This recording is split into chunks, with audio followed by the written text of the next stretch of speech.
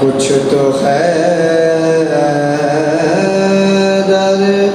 کچھ علی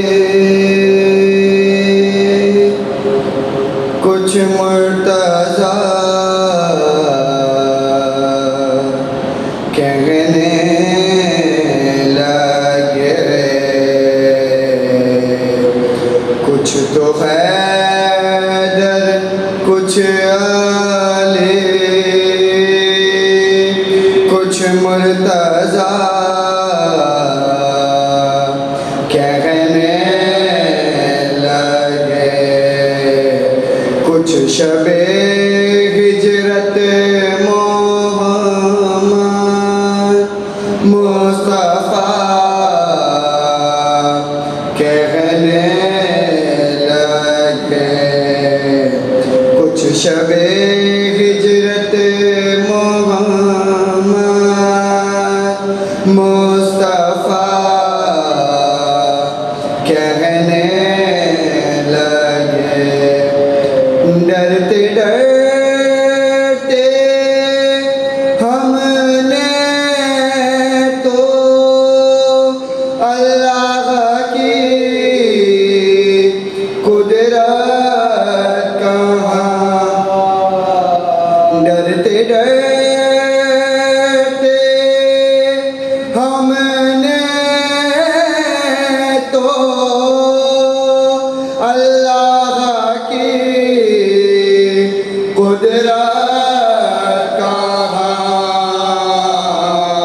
توبہ توبہ یہ نصیری تو خدا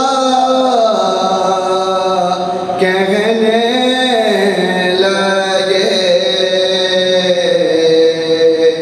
کچھ تو حیدر کچھ علی بار دیگر صلوات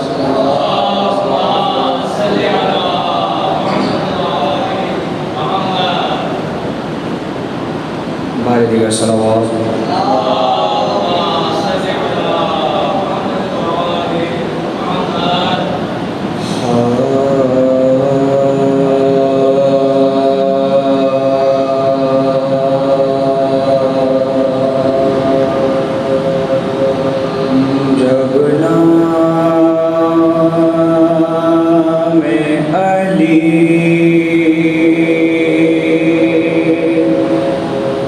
جب نام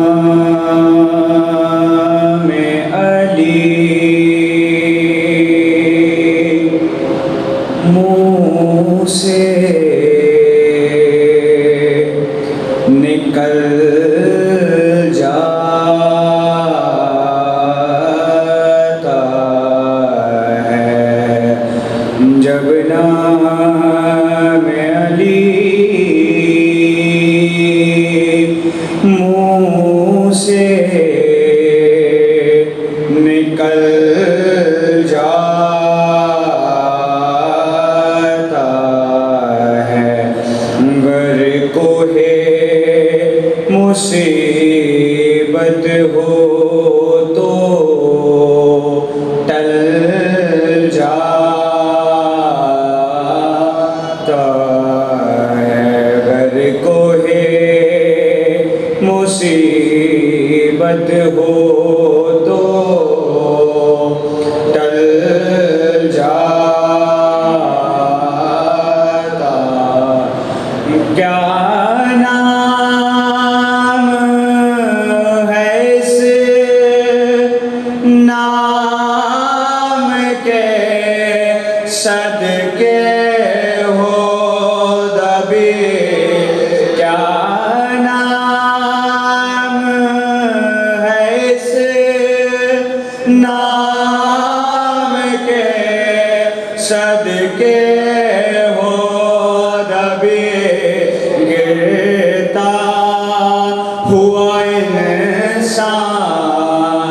संभल जाता है जब नाम अली वालिदिगा सलावत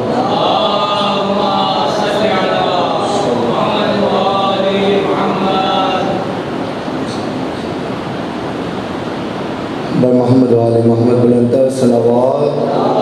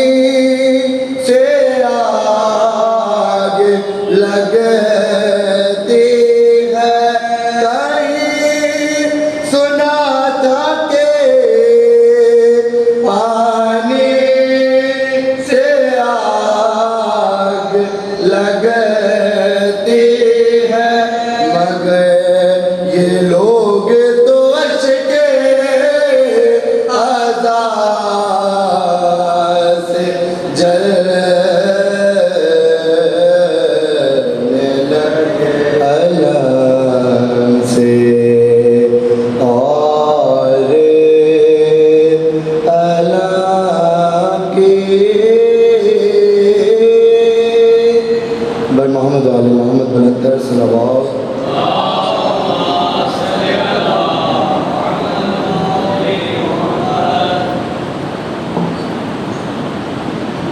بر محمد و آل محمد صلوات.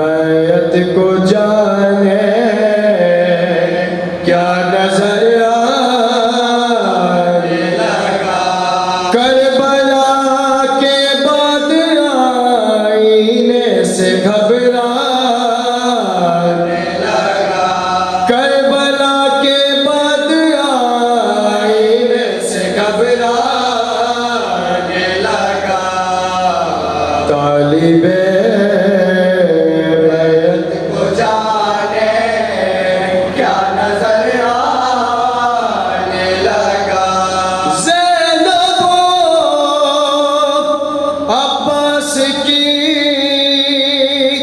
یہ تربیت کا تھا اثر، بچہ بچہ جنگ میں حیدر نظر آنے لگا، بچہ بچہ جنگ میں حیدر نظر آنے لگا، طالب بیعت کو جانے کیا نظر آنے لگا، جب زمین پہ چھڑ گئی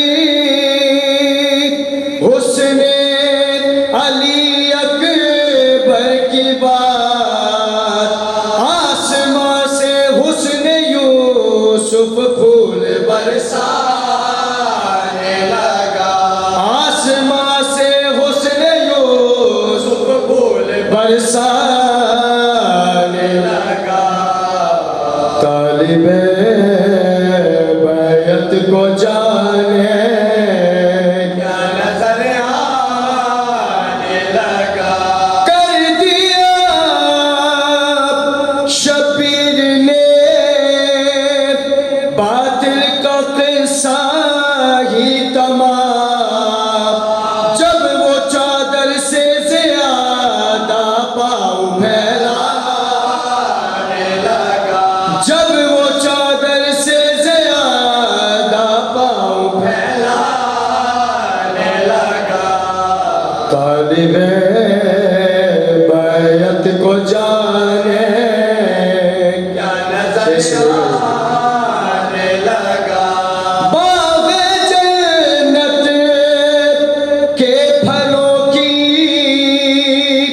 خوشبوئیں تھیں ساتھ ساتھ، باغ جنت کے پھلوں کی خوشبوئیں تھیں ساتھ ساتھ، جب میں مجلس کا تبرک لے کے گھر جانے لگا، جب میں مجلس کا تبرک لے کے گھر جانے لگا، طالب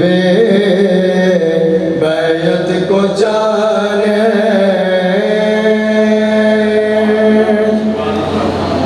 سورہ فاتحہ۔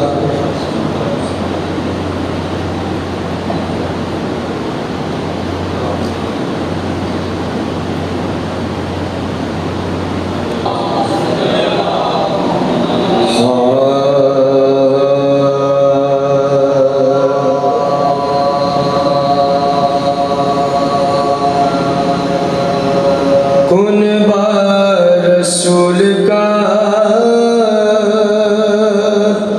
چھٹ کر جب آیا شام سے، کن بار رسول کا یثرب کے ذرے ذرے نے ایک زخم لو دیا، آئے جو ابن جعفر تیار باصفا، ایک تیر سا کلیج میں عابد گڑ گیا، ایک تیر سا کلیج میں عابد گڑ گیا، ارے زینب تو دور ہٹ گئی، منہ کو چھپا لیا، عابد نے اپنے پاس چچا کو بٹھا لیا، عابد نے اپنے پاس چچا کو بٹھا لیا، عابد نے آغا بھر کے سوئے خیمہ کی نظر، زینب تڑپ کے جھیپ گئی، کانپے دل جگر، جعفر کے شیر نے جو سنی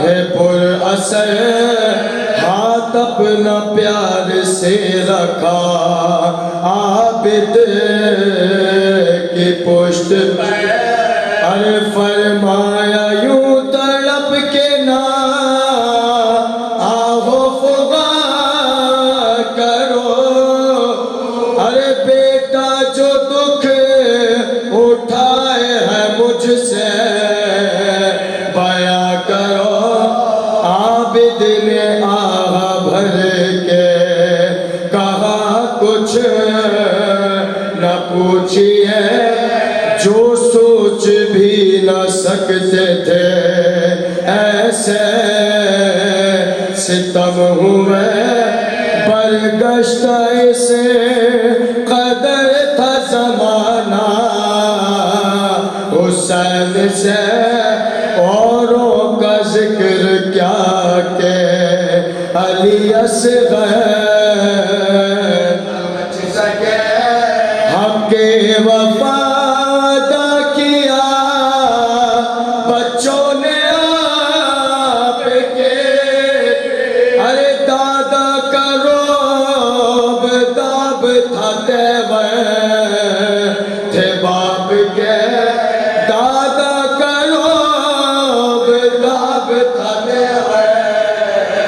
تھے باپ کے ارے کس شان سے لڑے وہ دلاور نہ پوچھئے کس طرح وار کرتے تھے جم کر نہ پوچھئے مرعوب سے کتنا تھا لشکر نہ پوچھئے کیا کہہ رہے تھے قاسم و اکبر نہ پوچھئے ہر ایک کی زباں پہ صدا مرحبا کی تھے ارے فرصت نہ دی اجل نے یہ مرضی خدا کی تھی ان پر ہی کیا اجل تو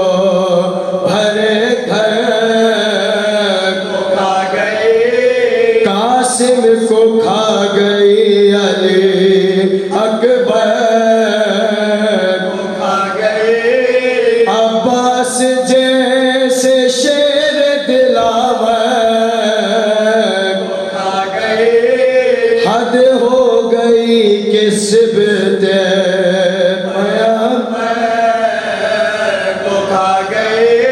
ارے سب قبر میں چلے گئے سونے کے واسطے ارے میں ہی بچا ہوں قرب کو رونے کے واسطے میں ہی بچا ہوں قرب کو رونے کے واسطے کیسے کہوں چچا نہ رہے جب شہ بے وارثوں پہ توڑے گئے کس قدر سے بازار میں پھرائے گئے نرگس دنیا اڑا رہی تھی مذاق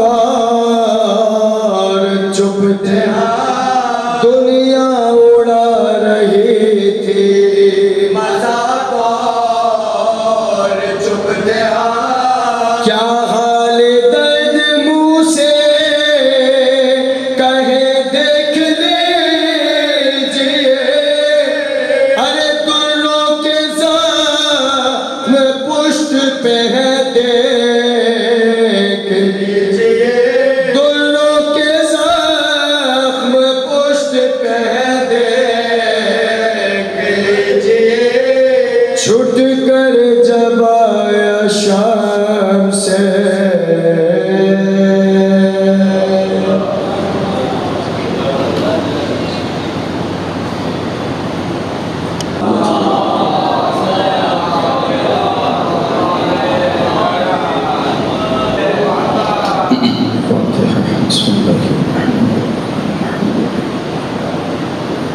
الرحمن الرحيم مالك يوم الدين إياك نعبد وإياك نستعين اهدنا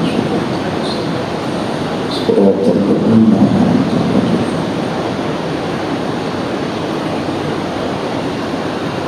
قل هو الله أحد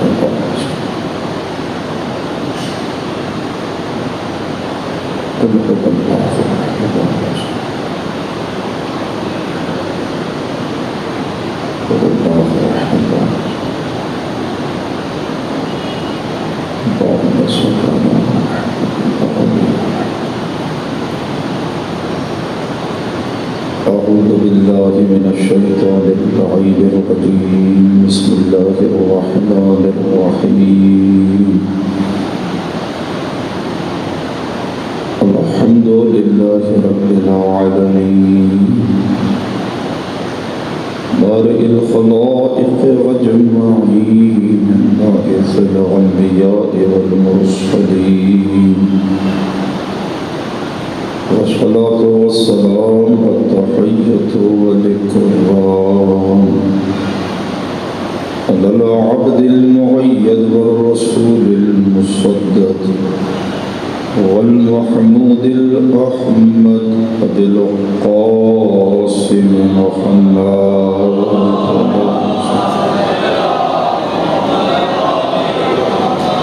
وعلى أخيه ووصيه ووزيره وابن عمه أمير المؤمنين إمام المتقين علي بن أبي طالب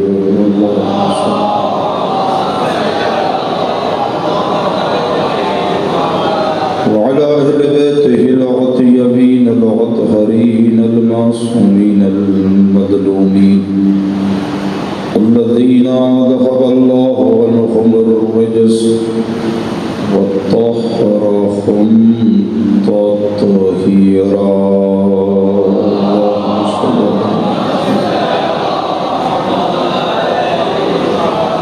ورحمة الله على شيعتهم ومحبيهم ومواليهم ولعنة الله على أعدائهم أجمعين من الآن إلى لقاء يوم الدين. أما بعد فقد قال الله الحكيم بسم الله الرحمن الرحيم.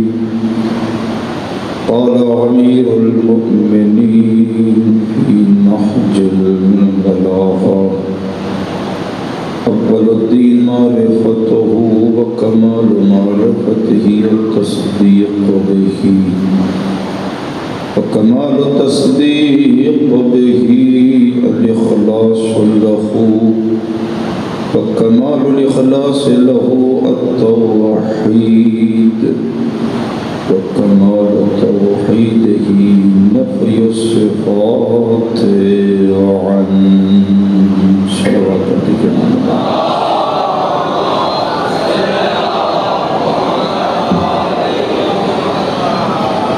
آپ تمام مومنین سے گزارش کروں گا ایک سورہ فاتحہ کی التماس سے آپ سے شہدائے ملت جعفریہ کے لیے تمام مومنین و مومنات کے لیے خصوصاً تمام حاضرین کے مرحومین کے لیے بالاخص سید اسکندر رضا زیدی ابن سید لطافت حسین سید وسیع حیدر ابن سید وزیر حیدر سیدہ بنی فاطمہ بنت محمد حسنین سیدہ ظہور فاطمہ بنت سید زہرا حسین کے لیے اور جن لوگوں نے آپ سے کہا ہو فاتحہ کے لیے ان سب کے لیے رحم اللہ من قرأ الفاتحہ.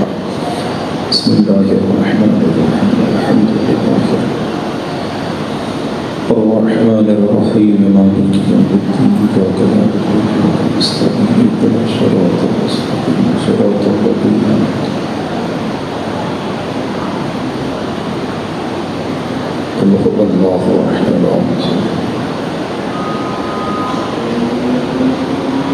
قل هو الله أحد الله الصمد قل هو الله أحد اللهم صل على محمد وعجل فرجهم. ایک دعا کر لیتے ہیں. کچھ نام ہے میرے پاس، اگر آپ کی بھی انشاءاللہ کچھ لوگوں نے آپ سے کہا ہو تو سے دعا کے لیے جو بیمار ہے. پہلے ہم آج ہمارے سلسلے کی آخری مجلس ہے تو انشاءاللہ پہلے تبسل کر لیتے. اسی تبسل میں یہ نام ہے میرے پاس: سیدہ شرمیلہ زیدی، سیدہ سید نثار فاطمہ، سیدہ رباب فاطمہ، سید ظہیر حیدر. یہ بیمار ہیں اور آپ کے جس نے تمہارے سے دعا کے لیے کہا ان سب کو انشاءاللہ اس تبسل میں ان کی صحت یابی کے لیے انشاءاللہ ان سب کو یاد رکھیے گا. یا ابا عبد اللہ یا حسین بن علی ایھا الشہید یا ابن رسول اللہ یا حجۃ اللہ علی خلقہ یا سیدنا و مولانا انا توجہنا واستشفعنا وتوسلنا بک الی اللہ وقدمناك بين يدي حاجاتنا. صبرك يا وجيهنا عند الله اشفع لنا عند الله يا وجيهنا عند الله اشفع لنا عند الله يا وجيهنا عند الله اشفع لنا عند الله. ایک صلوات پڑھ دیجیے محمد.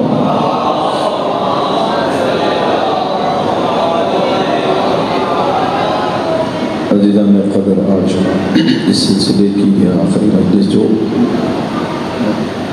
نہج البلاغہ کے مضامین کے عنوان سے پیش کی جا رہی ہے.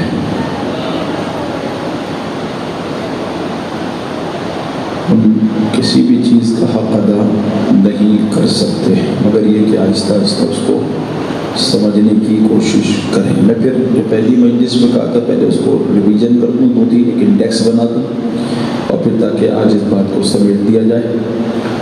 ہم نے آغاز مجلس میں پہلے دن کہا تھا کہ 4 چیزیں ہیں. تحفظ عزاداری ہے، ایک ولایت امیر المومنین حضرت علی ابن ابی طالب علیہ السلام، اس کا دفاع ہے. تیسری چیز جو تھی ہمارے پاس جو میں نے عرض کی تھی وہ تھی کہ دفاع کرے فقاہت کا. چوتھی چیز جو آپ کے ہمارے پاس ہے اسے تحریف سے بچائیں. تحریف نہیں ہونی چاہیے کسی چیز میں. مثلا جیسی آپ کے پاس آئی ہے آپ ویسی امانتاً دوسرے کو دے دیں، اس میں خیانت نہیں ہونی چاہیے. اور ہے بھی ایسے، قرآن بھی بالکل ایسی آپ دیکھ لیجیے کہ جو آج قرآن آپ کے ہمارے پاس ہے یہ ایک امانت ہے خدا کی. امین کون ہے اس کا؟ کہ جس نے امانت آپ تک ہم تک پہنچائی ہے. سرکار ختمی مرتبت حضرت محمد مصطفیٰ صلی اللہ علیہ وآلہ وسلم. تو اسی میں پھر ہم نے کچھ چیزیں عرض کی تھی ان 4 چیزوں کے ضمن کہ ہم نے اس پہ کام کرنا ہے. اچھا، ہم عزاداری کا تحفظ کر سکتے یا نہیں کر سکتے؟ پہلی بات تو یہ جو میں نے پہلی بات کی تھی اس کو ایک سوال کی صورت میں آپ سے پوچھ لوں، ہم عزاداری کا تحفظ کر سکتے ہیں یا نہیں کر سکتے؟ کیونکہ بعض دفعہ کانسیپٹ چینج ہو جاتا ہے. مثلا ہو سکتا ہے کوئی آدمی کہے کہ یہ تو سوال ہی نہیں ہے، اس لیے کہ ہم کہاں اور عزاداری کہاں. ہو سکتا ہے یہ باتیں ذہن انسانی میں آتی ہیں. میں کہاں اور امام علی مقام کی عزاداری کہاں، میں کہاں دفاع کر سکتا ہوں؟ مثلا آ سکتی ہے یہ، لیکن سوال یہ کہ یہ کام ہو سکتا ہے یا نہیں، یا ہو ہی نہیں سکتا. کچھ کام وہ ہیں جو ممکن نہیں ہے، ممکن نہیں ہے، ان میں یہ شامل ہے یا نہیں ہے. مثلا میں مثال دوں آپ کو چھوٹی سی، جو کام نہیں ہو سکتے ان میں سے ایک کام کون سا ہے جو نہیں ہو سکتے؟ رات اور دن آپس میں ایک دوسرے کے ساتھ مل نہیں سکتے، ممکن ہی نہیں ہے، امکان ہی نہیں ہے. پھر اس کے بعد حق اور باطل آپس میں مل نہیں سکتا، ممکن ہی نہیں ہے، ہو ہی نہیں سکتا یہ کام. صحیح اور غلط آپس میں مل نہیں سکتے، منع. تو یہ کام بھی ایسے ہی منع ہے بالکل. جیسے میں آپ کو مثالیں دی ہیں، اگر میں تحفظ عزاداری کرنا چاہوں تو کر سکتا ہوں یا نہیں، ممکن ہے یا نہیں ہے میرے لیے. ایک تو یہ سوال ہے، یہ اپنی جگہ باقی ہے. اس کے جواب میں سمپل سی بات ہے. آپ اگر یہ سمجھ رہے ہیں کہ میں کہاں اور عزاداری کہاں، تو اس کا مطلب یہ نہیں ہے کہ آپ چھوڑ دیں. اس کا مطلب بالکل یہ نہیں چھوڑ دیں، کنارہ کش ہو جائے. اس کا مطلب یہ توجہ کریں، اس کا مطلب یہ ہے جو حصہ آپ عزاداری میں ڈال سکتے ہیں آپ ڈالیے. بس یہ تحفظ عزاداری ہے، یہی تحفظ عزاداری ہے. ایک صلوات پڑھ دیجیے محمد والے. چھوٹی سی بات ہے بالکل. تحفظ کا مطلب کیا ہے؟ تحفظ کا مطلب یہ نہیں ہے کہ میں مثال گن لے کے کھڑا ہو جاؤں، میں کہوں میں دفاع کر رہا ہوں، مثال میں کھڑا ہو جاؤں محافظ. نہیں، تحفظ یہی ہے، آپ عزاداری میں اپنا حصہ ڈالتے رہیے. یہ تحفظ عزاداری ہے، بس اتنی سی بات ہے، اس کو ایسے سمجھنا ہے. دوسرا، ولایت امیر المومنین کا دفاع. یہ ہر دور میں راہ مشکل رہی ہے، رہے گی. اس پہ کام کریں. اس کے لیے سب سے پہلی چیز جو آپ کے پاس ہے دفاع کے لیے، وہ قرآن ہے. قرآن ہے. اس لیے کہ امامت نے اپنے دفاع میں قرآن سنایا ہے. قرآن خود امامت نے سنایا ہے. میں نے مثال دے دی تھی آپ کے سامنے. 8ویں امام علی رضا علیہ السلام کی کہ امام نے امامت کے دفاع میں آیات قرآنی پیش کیا. اس نے پوچھا ہے، اس نے کہا کہ جو آپ کہہ رہے ہیں آپ سب سے افضل ہیں، آپ کے پاس دلیل کیا ہے؟ آپ نے فرمایا قرآن. دیکھا آپ نے، امامت نے پہلے قرآن کو سامنے رکھا ہے. تو آپ کے پاس سب سے پہلے دفاع میں قرآن ہے. پھر کیا چیز ہے؟ احادیث. تو اس کا مطلب یہ ہے کہ پھر مجھے قرآن پڑھنا ہے. جب تک قرآن سمجھوں گا نہیں، میں ولایت کا دفاع کیسے کروں گا؟ ممکن ہی نہیں ہے. میں دفاع مجھے پتہ ہی نہیں کہ قرآن میں ہے کیا، تو میں دفاع کیسے کروں گا؟ تو سب سے پہلے قرآن سے قریب ہوں. اسی کو امیر المومنین حضرت علی بن ابی طالب علیہ السلام اللہم صلی اللہ. نہج البلاغہ میں خطوط ہیں، خطوط آخری میں خط. امیر المومنین نے خط لکھے ہیں، بہت سارے خط ہیں. اس میں سے ایک خط لکھا ہے حارث حمدانی کے نام. خط لکھا ہے. یہ جو آپ کے پاس ایک کانسیپٹ ہے نا، ایک کانسیپٹ کون سا؟ کہ جب مرنے والا مرے گا تو وہ علی کو دیکھے گا. یہ کہاں سے آیا ہے؟ آپ کے پاس اس کی دلیل کیا ہے؟ کیا دلیل ہے؟ مثلا اگر کوئی آپ سے پوچھ لے، آپ ابھی کہہ رہے تھے ہر مرنے والا علی کو دیکھے گا، اور شرط نہیں ہے مومن ہو، شرط نہیں ہے. اگر یہ منافق ہے تو بھی دیکھے گا، اگر یہ مومن ہے تو بھی دیکھے گا. علی کو اس نے دیکھنا ہے. ایک صلوات پڑھ دیجیے محمد والے. اس کے پیچھے ریفرنس کیا ہے؟ دلیل کیا ہے؟ حارث حمدانی. بہت بڑی دلیل ہے یہ آدمی، حارث حمدانی. امیر المومنین نے حارث سے کہا، حارث کوئی بھی آدمی اس وقت تک نہیں مرے گا جب تک مجھے نہ دیکھ لے. اب چاہے وہ مومن ہو یا منافق ہو، لیکن بات یہاں تک نہیں ہے. بڑی خوبصورت بات ہے جو امام نے کی ہے. حارث کوئی بھی آدمی نہیں مرے گا مگر مجھے دیکھے گا، چاہے مومن ہو یا منافق ہو. اس کے بعد دوسرا جملہ امام نے فرمایا، اے حارث اگر وہ مومن ہوگا تو میں اسے پہچان رہا ہوں گا، وہ مجھے پہچان رہا ہوگا. لیکن اگر وہ منافق ہوگا تو میں تو پہچان رہا ہوں گا، وہ مجھے نہیں پہچان رہا ہوگا. اسی لیے کہ وہ اسے کیا پتا، اس نے تو مانا ہی نہیں، علی کو مانا ہی نہیں، وہ کیا پہچانے گا؟ جس نے مانا ہے وہ پہچان رہا ہے. تو یہ جملہ ایک خط ہے ان کے نام نہج البلاغہ میں. کس چیز پہ پیش کر رہا ہوں؟ اگر ولایت کا دفاع کرنا ہے پھر قرآن پڑھنا ہے. مولا فرمانے حارث تمسک بحبل القرآن. بہت خوبصورت جملہ ہے. حارث کو کہہ رہے ہیں، پہلا جملہ لکھ رہے ہیں، علی لکھ کے دے رہے ہیں. فرما رہے ہیں تمسک بحبل القرآن. حارث قرآن سے چپک جا، قرآن سے متمسک ہو جا. کس کو کہہ رہے ہیں؟ حارث کو کہہ رہے ہیں. کیوں کہہ رہے ہیں؟ اچھا یہ حارث کے ذریعے آپ کو مجھے سمجھانا چاہ رہے ہیں اگر تم قرآن سے چپکے رہے تو پھر کبھی دنیا میں تم ناکام نہیں ہوگے، ناکام نہیں ہوگے. وہی قوم کامیاب ہے جو قرآن سے چپک گئی ہے. اچھا قاری قرآن ہونا الگ ہے، قرآن پڑھنا الگ ہے، لیکن قرآن کو سمجھنا الگ ہے. یہ مختلف چیزیں. آپ یہ نہ سمجھے مثال ہے کہ وہ تو قاری قرآن تھے، بہت سارے قاری قرآن تھے. تو اگر قاری قرآن قتل کرنے میں تھے امام حسین کو، تو امام حسین کے دفاع میں بھی قاری قرآن تھے. لیکن دونوں میں فرق ہے. ایک قاری قرآن وہ ہے جو اندھا ہے، قرآن دیکھ رہا ہے لیکن دیکھ نہیں پا رہا ہے۔ ایک قاری قرآن وہ ہے جو حسین کو سامنے کھڑے ہو کے دیکھ رہا ہے، اسے پتا ہے حسین بھی قرآن ہے، یہ بھی قرآن ہے، فرق ہے قاری قرآن ہونے میں۔ تو اس لیے امام حسین یہ میسیج دے کے جا رہے ہیں، توجہ کر رہے ہیں، قرآن کو منبع بنائیں، بہترین چیز آپ کے پاس ہے۔ مولا کہنے حارث قرآن سے متمسک ہو جا، وانتصر بہ، قرآن جو نصیحت دے اسے اٹھا دے، اٹھا دو۔ اب ہمیں جب قرآن پڑھیں گے ہی نہیں، ہمیں کیا پتا قرآن کیا نصیحت دے رہا ہے، مجھے کیا پتا قرآن نصیحت کیا دے رہا ہے، میں نے قرآن پڑھا ہی نہیں آج تک۔ اس کو کھولیں، سب سے پہلی یہ بات ہو گئی ولایت کی دفاع۔ دوسری احادیث ختمیہ مرتبت، بہترین دفاع مولا متقیان کا احادیث۔ تیسرا، ہر امام نے کام کیا ہے، میں نے کتنے خطبوں تک بات کر لی نہج البلاغہ میں، کتنے خطبوں تک بات کر دی ہے، کل جو روز آ رہے ہیں وہ بتائیں گے کتنے خطبوں تک بات کر لیے، 3۔ پہلا خطبہ خدا کی حمد و ثنا پہ، دوسرا خطبہ کس چیز کے اوپر تھا، شکر اور نعمت کے اوپر، تیسرا خطبہ کس کے اوپر تھا، امام نے اپنا درد سنایا، اپنی تکلیف سنائی علی نے، تیسرا خطبہ اس پہ نہج البلاغہ کا۔ چوتھا خطبہ کس کے اوپر ہے، صرف میں ایک ہیڈنگ لائن، ایک جملہ دے کے جا رہا ہوں آپ کو۔ چوتھا خطبہ کس کے اوپر ہے، امام نے چوتھا خطبہ دیا ہے جب آپ جنگ جمل سے فارغ ہو گئے۔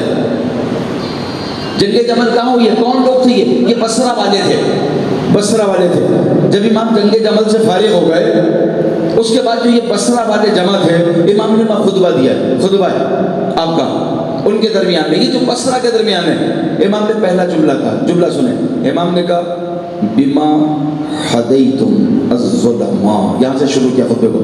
امام نے میں سنو، اہل بصرہ سے کہہ رہے ہیں سنو، یہ جو تم میں سے کچھ لوگ اگر ہدایت پا گئے تو وہ علی کی وجہ سے پا گئے، میری وجہ سے ہدایت پائی ہے، اور جنہوں نے مجھے چھوڑ دیا وہ ایسے گمراہ ہو گئے جیسے تم گمراہ کھڑے ہو اس وقت میرے سامنے، اس لیے کہ تم نے علی کو چھوڑ دیا تو گمراہ ہو گئے۔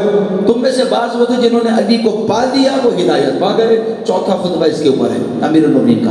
پانچواں خطبہ کس کے اوپر ہے، ایک جملہ سے، پانچواں کس کے اوپر ہے، پانچواں خطبہ جو مولا نے بیان کیا ہے اس کو حدیث سے جوڑا ہے رسول اللہ کی۔ ایک سر بات پڑھ دیجئے محمد حدیث سے جوڑا، توجہ کا ایک جملہ ذہن میں بیٹھ جائے گا آپ کے پاس، حدیث سے جوڑا ہے اس کو، اور یہاں سے آغاز کیا۔ امام فرماتے ہیں یا ایھا الناس شق الامواج بسفن السفینہ، یہ پہلا جملہ ہے پانچویں خطبے کا۔ امام نے کہا اے لوگو، یہ جملہ سن، اے لوگو، یہ جو فتنوں کی موجیں ہیں، یہ جو فتنے ابھر رہے ہیں، یہ جو آج اتنے فتنے علی کے سامنے کھڑے ہیں، اگر انہیں ختم کرنا چاہ رہے ہو تو اسے سفینے کے ذریعے ختم کرو، اسے اس کشتی کے ذریعے ختم کرو جو اللہ کا رسول دے کے گیا ہے۔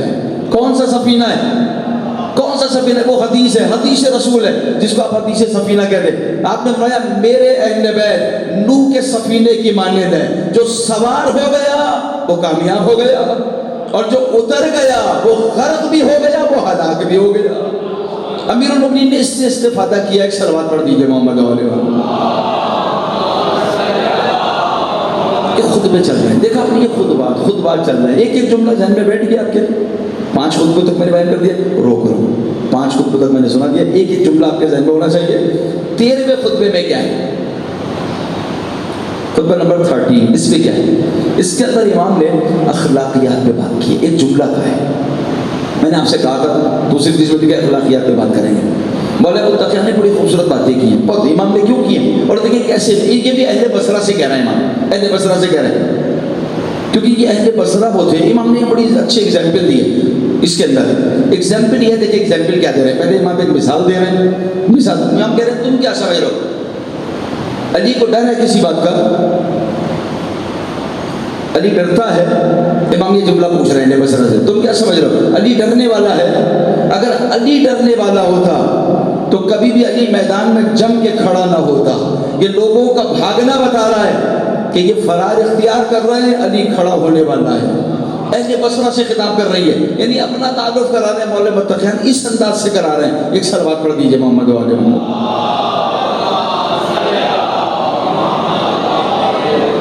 اس انداز سے علی تعارف کرا رہے ہیں. اس کے اندر امام نے ایک مثال دی, سنے بڑی سنی بات ہے یہ, لیکن اس میں سے بڑی اچھی چیز نکل رہی ہے, ایک نازو سی.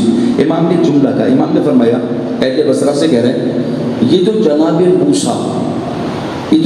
موسیٰ کو خوف تھا, قرآن نے بھی کہا ہے کہ جب انہوں نے رسیاں پھینکی, امام نے نام لیا ہے باقاعدہ جناب موسیٰ کے اس خطبے کے اندر نام لیا ہے. امام نے کہا جو خوف تھا موسیٰ کو کہ جب جادوگروں نے رسیاں پھینکی, تو خوف کس چیز کا تھا؟ خوف کس چیز کا تھا؟ دیکھیں کیسے علی پردے ہٹا رہے ہیں. اچھا کون بتائے گا کہ صفات انبیاء کیا ہیں؟ کون بتائے گا مزاج نبی کیا ہے؟ کوئی بتا سکتا ہے جو مزاج نبی سے قریب ہو. اسے کیا پتا جو بت پرست رہا ہو, جو بت پرستی میں رہا ہو, وہ نہیں بتا سکتا. ایک سلوات پڑھ دیجیے محمد علیہ وسلم. علی بتا رہے ہیں ہم کس گھر سے تعلق رکھتے ہیں, تمہیں پتہ نہیں ہمارا تعلق کس گھر سے, تمہیں کیا پتا مزاج کیا ہے؟ ہم بتائیں گے مزاج انبیاء کیا ہے. ہم سے پوچھو آدم کا مزاج کیا تھا, ہم بتائیں گے. ہم سے پوچھو نوح کا مزاج کیا تھا, علی کہہ رہے ہیں ہم بتائیں گے. ہم سے پوچھو ابراہیم کا مزاج کیا تھا, تمہیں کیا پتا, تم نے تو صرف نام سنے. لیکن کتنا باریک جملہ نکالا مولا متقیہ نے, اس باریکی کو سنے غور سے. امام نے فرمایا کہ جو موسیٰ خوف زدہ تھے کس چیز سے تھے؟ آپ نے ہم نے بھی سنا, جب انہوں نے رسیاں پھینکی تو وہ سانپ بن گئے, وہ سانپ بن گئے. موسیٰ خوف زدہ, اچھا ابھی موسیٰ خوف زدہ نہیں ہوئے. جب جناب موسیٰ نے عصا پھینکا, آواز آئی الق عصاک, موسیٰ اپنا عصا پھینک دو, آپ نے دیکھ دیا تو یہ اژدہا بن گیا. قرآن کہتا ہے موسیٰ ڈرنے لگے, خائف ہوئے. کس چیز سے خوف زدہ تھے موسیٰ؟ امیر المومنین نے اس آیت کی تفسیر کی ہے, مزاج جناب موسیٰ سمجھایا. کہ کس چیز سے خائف تھے؟ جملہ سنیں. کہ موسیٰ اس چیز سے خائف تھے کہ جب انہوں نے رسیاں پھینکی تو سانپ بن گئے, سانپ بن گئے. جتنے لوگ بیٹھے تھے دربار میں سب کو پتا تھا یہ رسیاں پھینکنے والے کون ہیں؟ جادوگر. سب کو پتا تھا یہ کون ہے؟ جادوگر. تو جب انہوں نے رسیاں پھینکی تو سانپ بن گئے, جب میں نے یہ عصا پھینکا تو اژدہا بن گیا. جیسے وہ ان کے بارے میں سوچ رہے ہیں, جب وہ اژدہا بنا تو میرے بارے میں کیا سوچیں گے؟ کہ خوف یہ تھا موسیٰ کو کہ جیسے انہیں جادوگر سمجھ رہے ہیں مجھے بھی نہ سمجھنے لگے ہیں. وہ خوف نہیں تھا. ایک صلوات پڑھ دیجئے محمد علیہ وسلم. کیونکہ ان کی عقل تھی نہیں اتنی. مولا فرما رہے اتنی عقلی نہیں ہے, وہ کیا سمجھیں گے؟ جس کے پاس عقل نہیں ہے, فہم و ادراک نہیں ہے, وہ یہی سمجھے گا کہ جب رسیاں پھینک کے سانپ بنا سکتے ہیں جادوگر, تو موسیٰ بھی جادوگر ہے, نعوذ باللہ من ذالک. عصا پھینک کے اژدہا بنا دیا. یہ خوف تھا جناب موسیٰ کو کہ یہ مجھے بھی ساحر نہ کہہ دیں. میں تو توحید کو ثابت کر رہا ہوں, میں تو اپنی اس بات نبوت میں کہہ رہا ہوں کہ ایسا نہ جادوگر کہتے. یہ خوف تھا جناب موسیٰ کو, موت کا خوف نہیں تھا. اژدہا کا علی نے یہ بیان کیا. امام فرمایا جو خوف موسیٰ کو تھا, توجہ کریں آج جملہ, جو خوف موسیٰ کو تھا وہی خوف رسول اللہ کو غدیر میں تھا, وہی خوف تھا. یہ جو آیت کہہ رہی ہے سنا دیجئے, آپ نہ گھبرائیے, اللہ آپ کو بچانے والا. ایک صلوات پڑھ دیجئے محمد علیہ وسلم.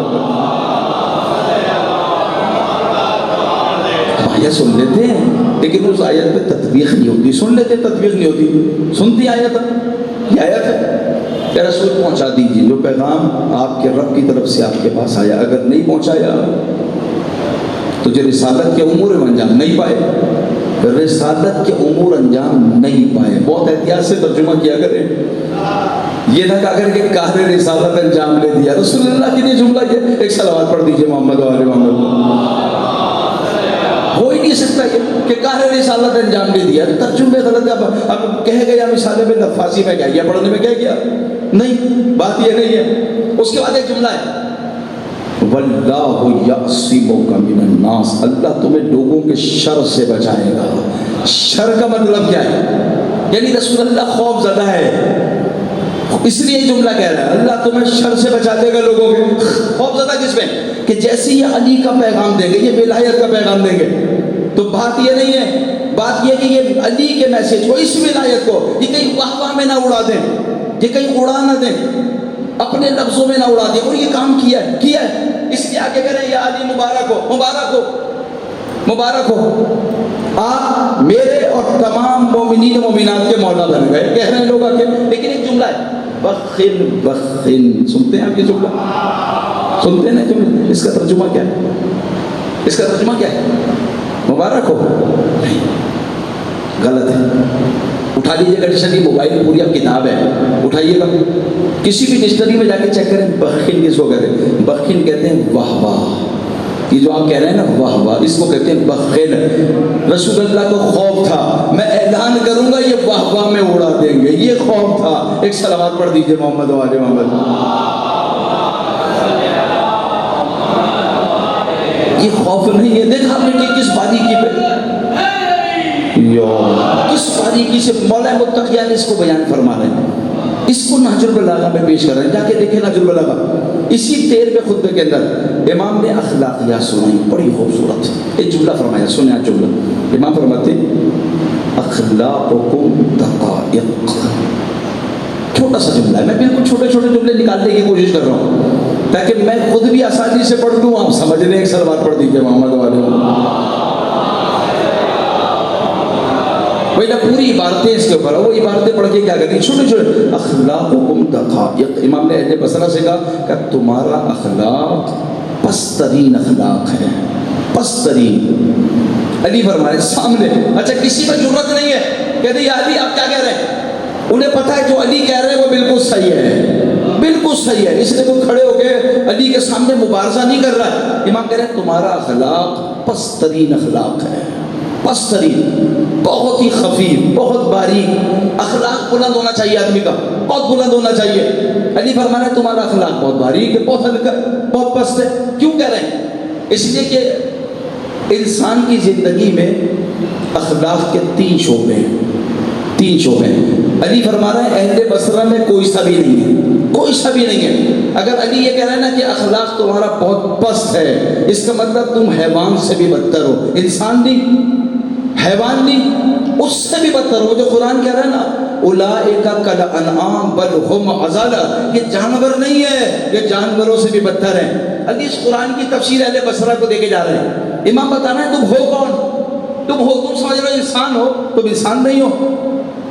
علی فرما رہے ہیں تم جانور بھی نہیں ہو، تم تو اس سے بھی پست ہو. تمہیں پتہ ہی نہیں تمہارا یہ آیت تمہارے اوپر مصادیق ہے، یہ آیت تمہارے اوپر ٹیلی ہو رہی ہے بالکل قرآن کی. تم انسانوں سے بھی پستر ہو. اہل بصرہ سے کہہ رہے ہیں. کیوں کہہ رہے ہیں؟ امام فرما رہے ہیں تمہارا اخلاق کے 3 شعبے. ایک شعبہ اخلاق کا فہم و ادراک. توجہ کریں، ایک صلوات پڑھ دیجیے محمد والے.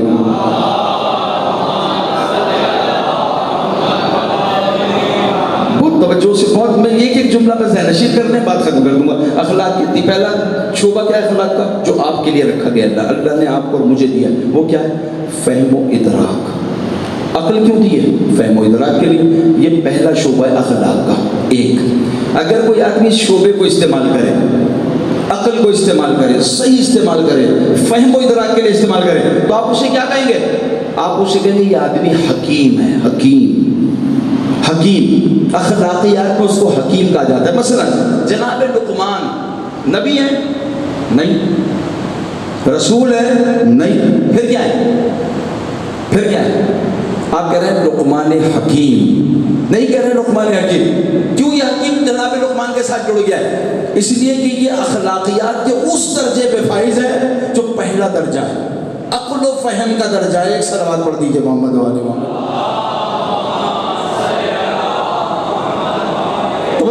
اسی لیے جناب لقمان کو، اور یہ آپ اور میں نہیں کہہ رہے، امام معصوم کہہ رہا ہے، امام معصوم کہہ رہے ہیں. 5ویں امام، 6ویں امام جناب لقمان حکیم کی باتیں اپنے اصحاب کو سنا رہے ہیں. اصحاب کو جمع کر رہے ہیں اور کہہ رہے ہیں آؤ ہم تمہیں لقمان حکیم کی باتیں سنائیں. امام یہ لفظ خود استعمال کر رہے ہیں جناب لقمان کے لیے، حکیم، حکمت والا. اچھا وہ حکمت والا ہو سکتا ہے کہ جو کہیں نہ پڑھا؟ توجہ کریں آج. وہ حکمت والا ہو سکتا ہے جو کہیں نہ پڑھا؟ جناب لقمان کہیں نہیں پڑھے. بڑی ذمہ داری سے کہہ رہا ہوں جملہ یہ، کہیں نہیں پڑھے. کسی اسکول میں نہیں پڑھے، کسی مدرسے میں نہیں پڑھے، کسی یونیورسٹی میں نہیں پڑھے، لیکن بس انہوں نے ایک کام کیا ہے. کام سنے ان کا کیا ہے. اور آج کوشش کیجیے گا جو میرے جوان بچے بیٹھے ہیں ایک صلوات پڑھ دیجیے محمد والے. جوانوں کی نہیں کہہ رہا ہوں، بزرگوں سے دعا لے لیے. کیوں جناب لقمان کو حکیم کا؟ یہ کہاں سے رستہ کہاں سے کھلا؟ رستہ کہاں سے کھلا؟ یہ ہے افریقہ کے رہنے والے. جناب لقمان تھے افریقہ کے رہنے والے. افریقہ کا جو آدمی ہوتا ہے نا وہ شکل ساکھ سے پہچانا جاتا ہے. سیاہ چہرہ، بڑا چہرہ، ہونٹ بڑے بڑے، آنکھیں بڑی، سرخ. جناب لقمان ایسے تھے، ایسے تھے۔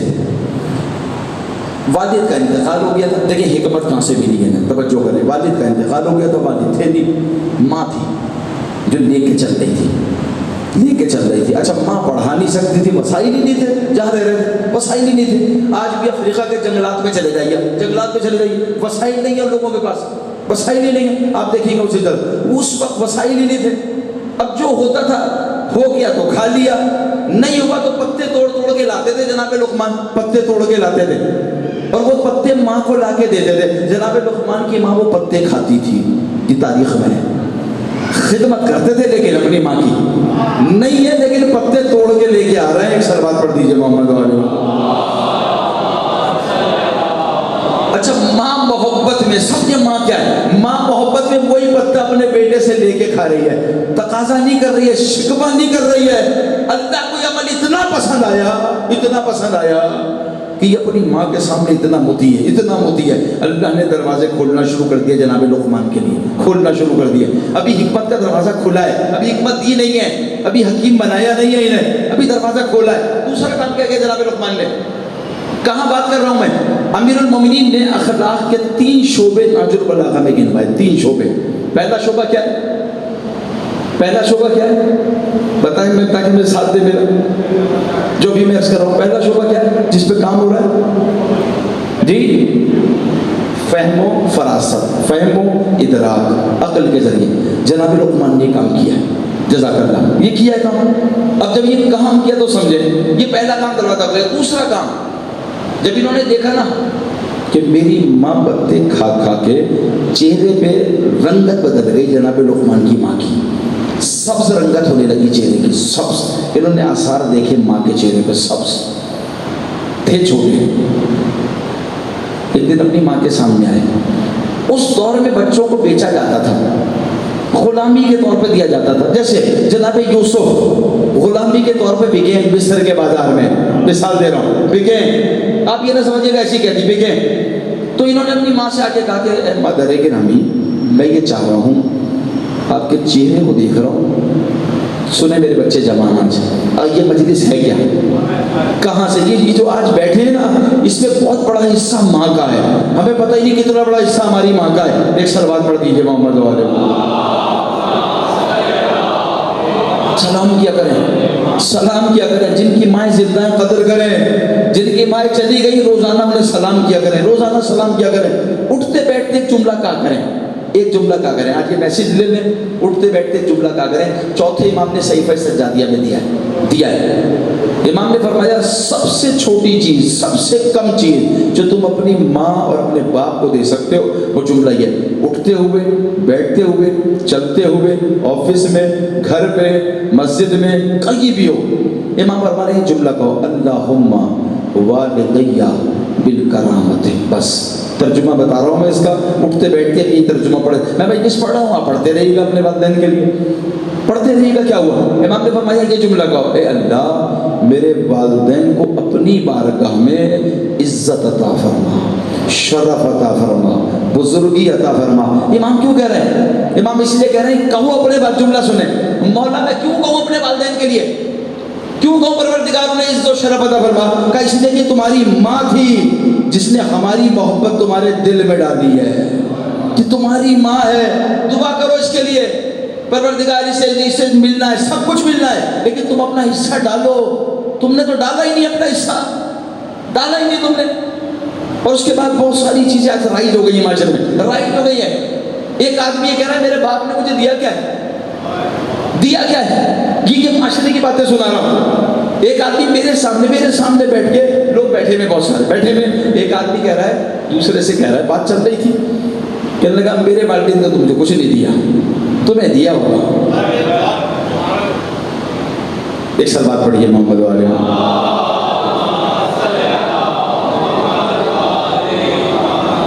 اللہم، چوتھی امام نے کہا اللہم والدیہ بالکرامت۔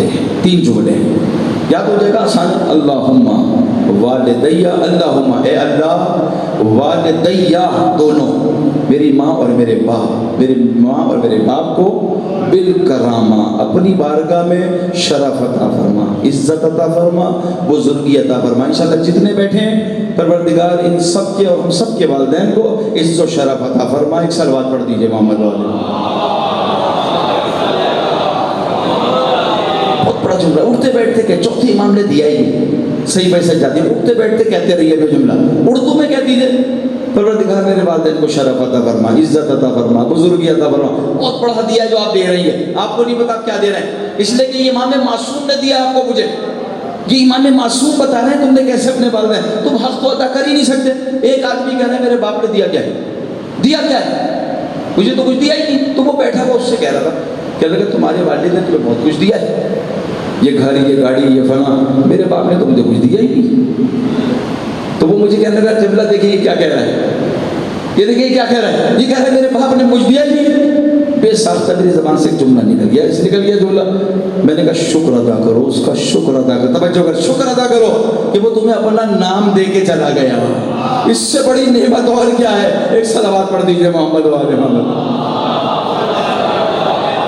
ہے کوئی اس سے بڑی نعمت؟ ساری نعمت ایک جگہ، اس کا نام تمہارے نام کے ساتھ ایک جگہ، سب نعمتیں ہٹا دو۔ لیکن اگر جن کے ساتھ ان کے باپ کا نام نہیں ہے، میں نے کہا شاید اسی وجہ سے علی جس میدان میں آ رہا ہے کہہ رہے ہیں میں ابو طالب کا بیٹا ہوں، ابو طالب کا بیٹا، تو بھی بتا کس کا بیٹا ہے؟ یہ تو مولانا متقیان کی دیوی روش ہے، روش ہے۔ ایک میدان ہے صرف جہاں علی علیہ السلام نے ماں کا نام لیا ہے، ایک ہے صرف، ہر جگہ رجز میں کا ہے، ہر جگہ کا ہے، انا علی ابن ابی طالب، منا علی، ہر رجز میں علی نے جملہ کہا ہے میں ابو طالب کا بیٹا ہوں۔ کیوں کہہ رہے تھے؟ امام کہہ رہے تھے تو بھی بتا تیرا باپ کون ہے، بتا، اس لیے کہ تاریخ قریش کے اندر رائج تھا، یہ رائج تھا۔ ایک صلوات پڑھ دیجئے محمد والے محمد۔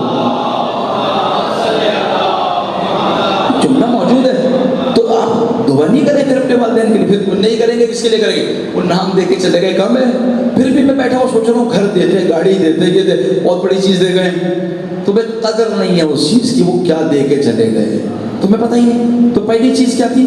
فہم و ادراک، اس پہ بات ہو رہی تھی، درمیان میں جملہ آ گیا، واپس پلٹ گئے۔ تو جناب لقمان تھے، انہوں نے اپنی ماں سے کہا دیکھیں ہم اپنی ماں کو نہیں پہچانتے، قدر نہیں ہے، یقین مانے۔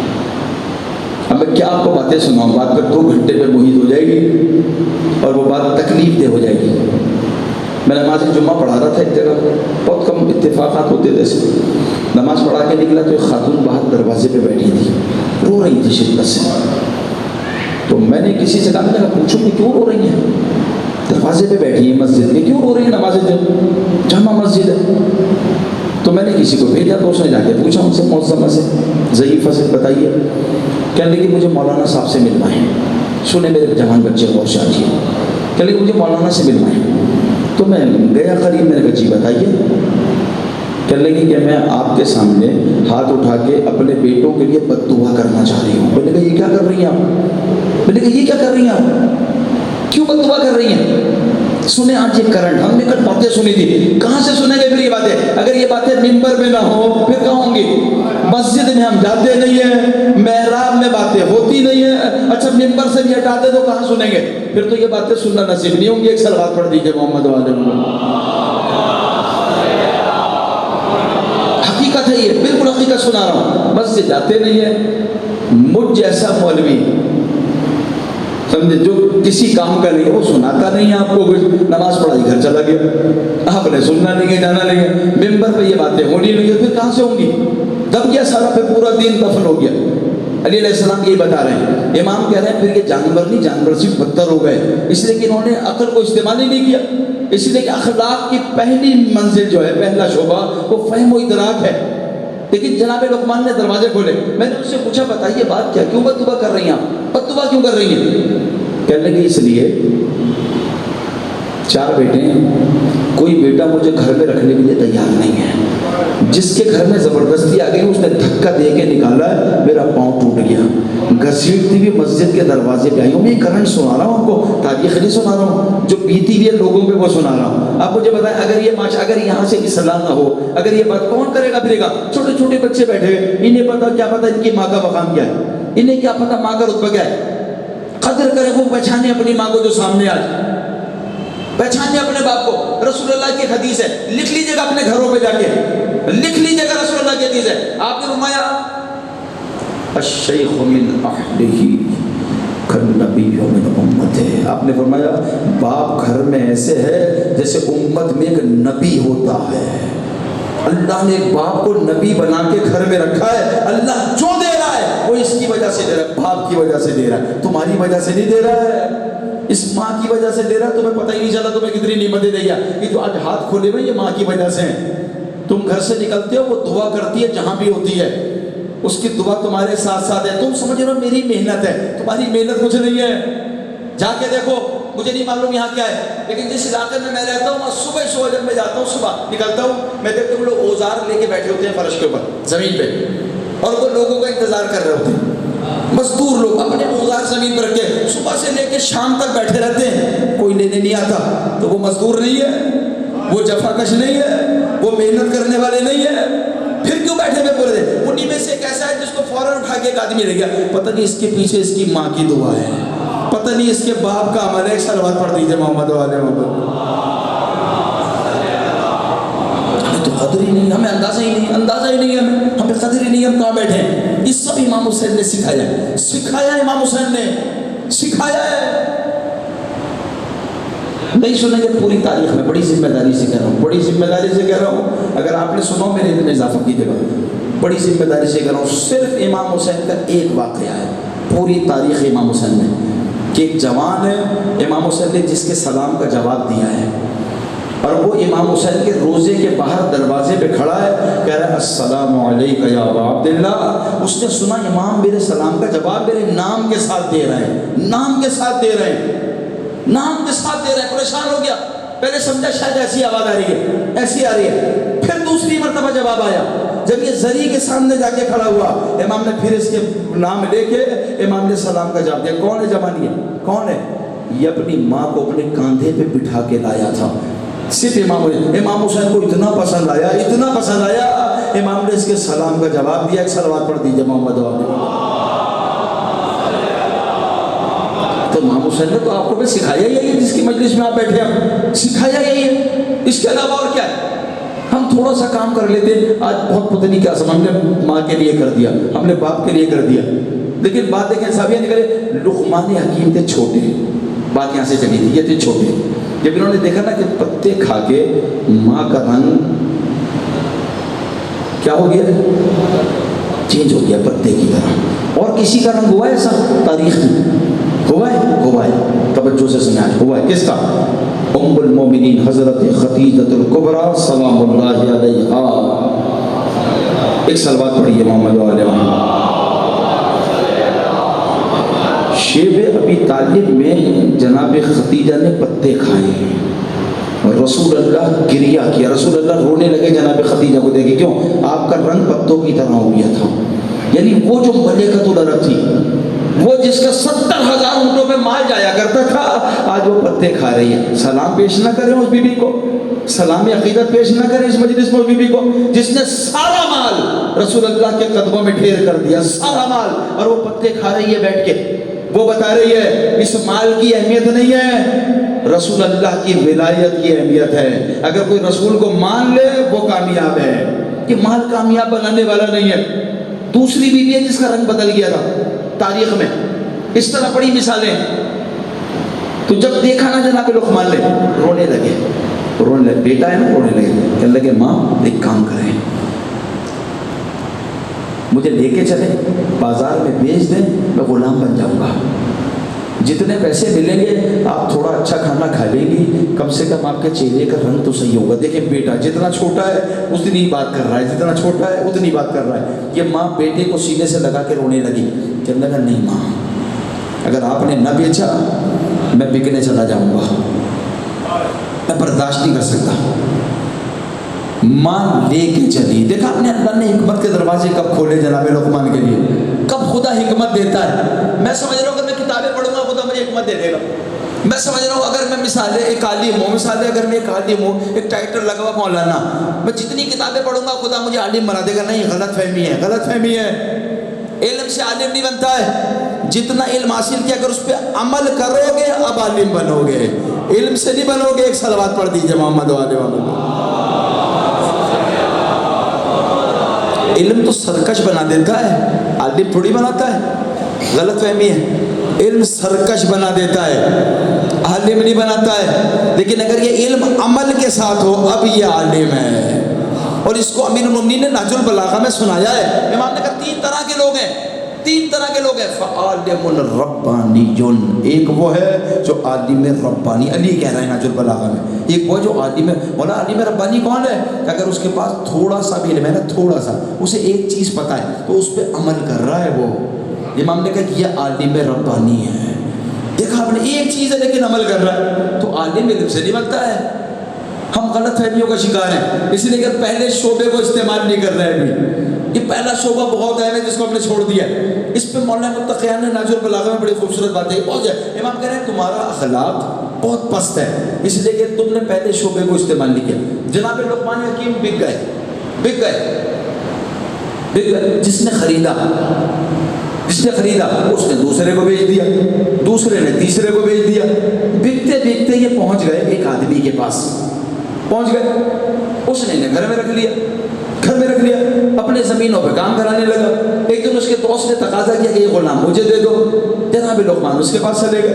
انہیں پتا چلا کوئی نبی ہے، جناب ادریس نبی ہے. اچھا، جب یہ خاموشی سے اپنی ماں کے لیے کر رہے تھے سارے یہ کام، صرف ماں کے لیے، کوئی جب ایک جملہ نہیں کہا انہوں نے، کہی غلام بن کے رہے. اس لیے کہ میں نے ماں سے کہہ دیا تھا ماں میں بکنے جا رہا ہوں تو اب تقاضا نہیں کرنا ہے کہیں، جتنا ظلم و برداشت کروں گا، اس لیے کہ میری ماں خوشحال رہے، میری ماں خوش رہے. دیکھا آپ نے، جب نیت اتنی بڑی ہو اللہ دیتا کیا ہے. اب یہ جس کے پاس آئے تھے اس نے کہا میں نے سنا ہے کوئی نبی ہے، اجازت دو اس سے جا کے ملوں. اپنے مالک سے کہا. اس نے کہا اتنے ٹائم کی اجازت ہے صرف؟ کہتے ہاں. جناب ادریس کے پاس چلے، بیٹھ گئے. پہلا جملہ کہا، اللہ نے ایک حکیم بنا دیا. نبی کے پاس پہنچنے سے پہلے انہیں حکیم بنا دیا.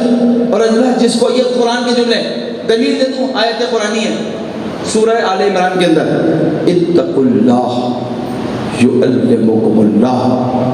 تم تقوی الہی اختیار کرو، اللہ تمہیں خود علم دے دے گا، تمہیں کہیں جانے کی ضرورت نہیں ہے. ایک صلوات پڑھ دیجئے محمد والے. جناب لقمان کا سینہ علم سے بھر گیا، اللہ نے علم دے دیا. اسی لیے کہ ماں کے لیے کر رہے تھے سارے کام، دے دیا اللہ نے. تو پتہ ہی نہیں کہ ماں، اسی سرکار فرمایا اللہ نے جنت تمہارے ماں کے قدموں کے نیچے رکھی ہے. اللہ نے باپ کو جنت کا دروازہ بنایا ہے. تمہیں پتہ ہی نہیں کیا ہے، تمہیں پتہ ہی نہیں. میں استفادہ کروں، آخری تک پہنچ جاؤں بس، اور بات یہاں سمیٹ لو، بات آگے بڑھ جائے گی بہت. جناب ادریس کے پاس بیٹھ گئے جا کے کہنے لگے السلام علیکم یا نبی اللہ. پہلا جملہ ہی کہی تھا.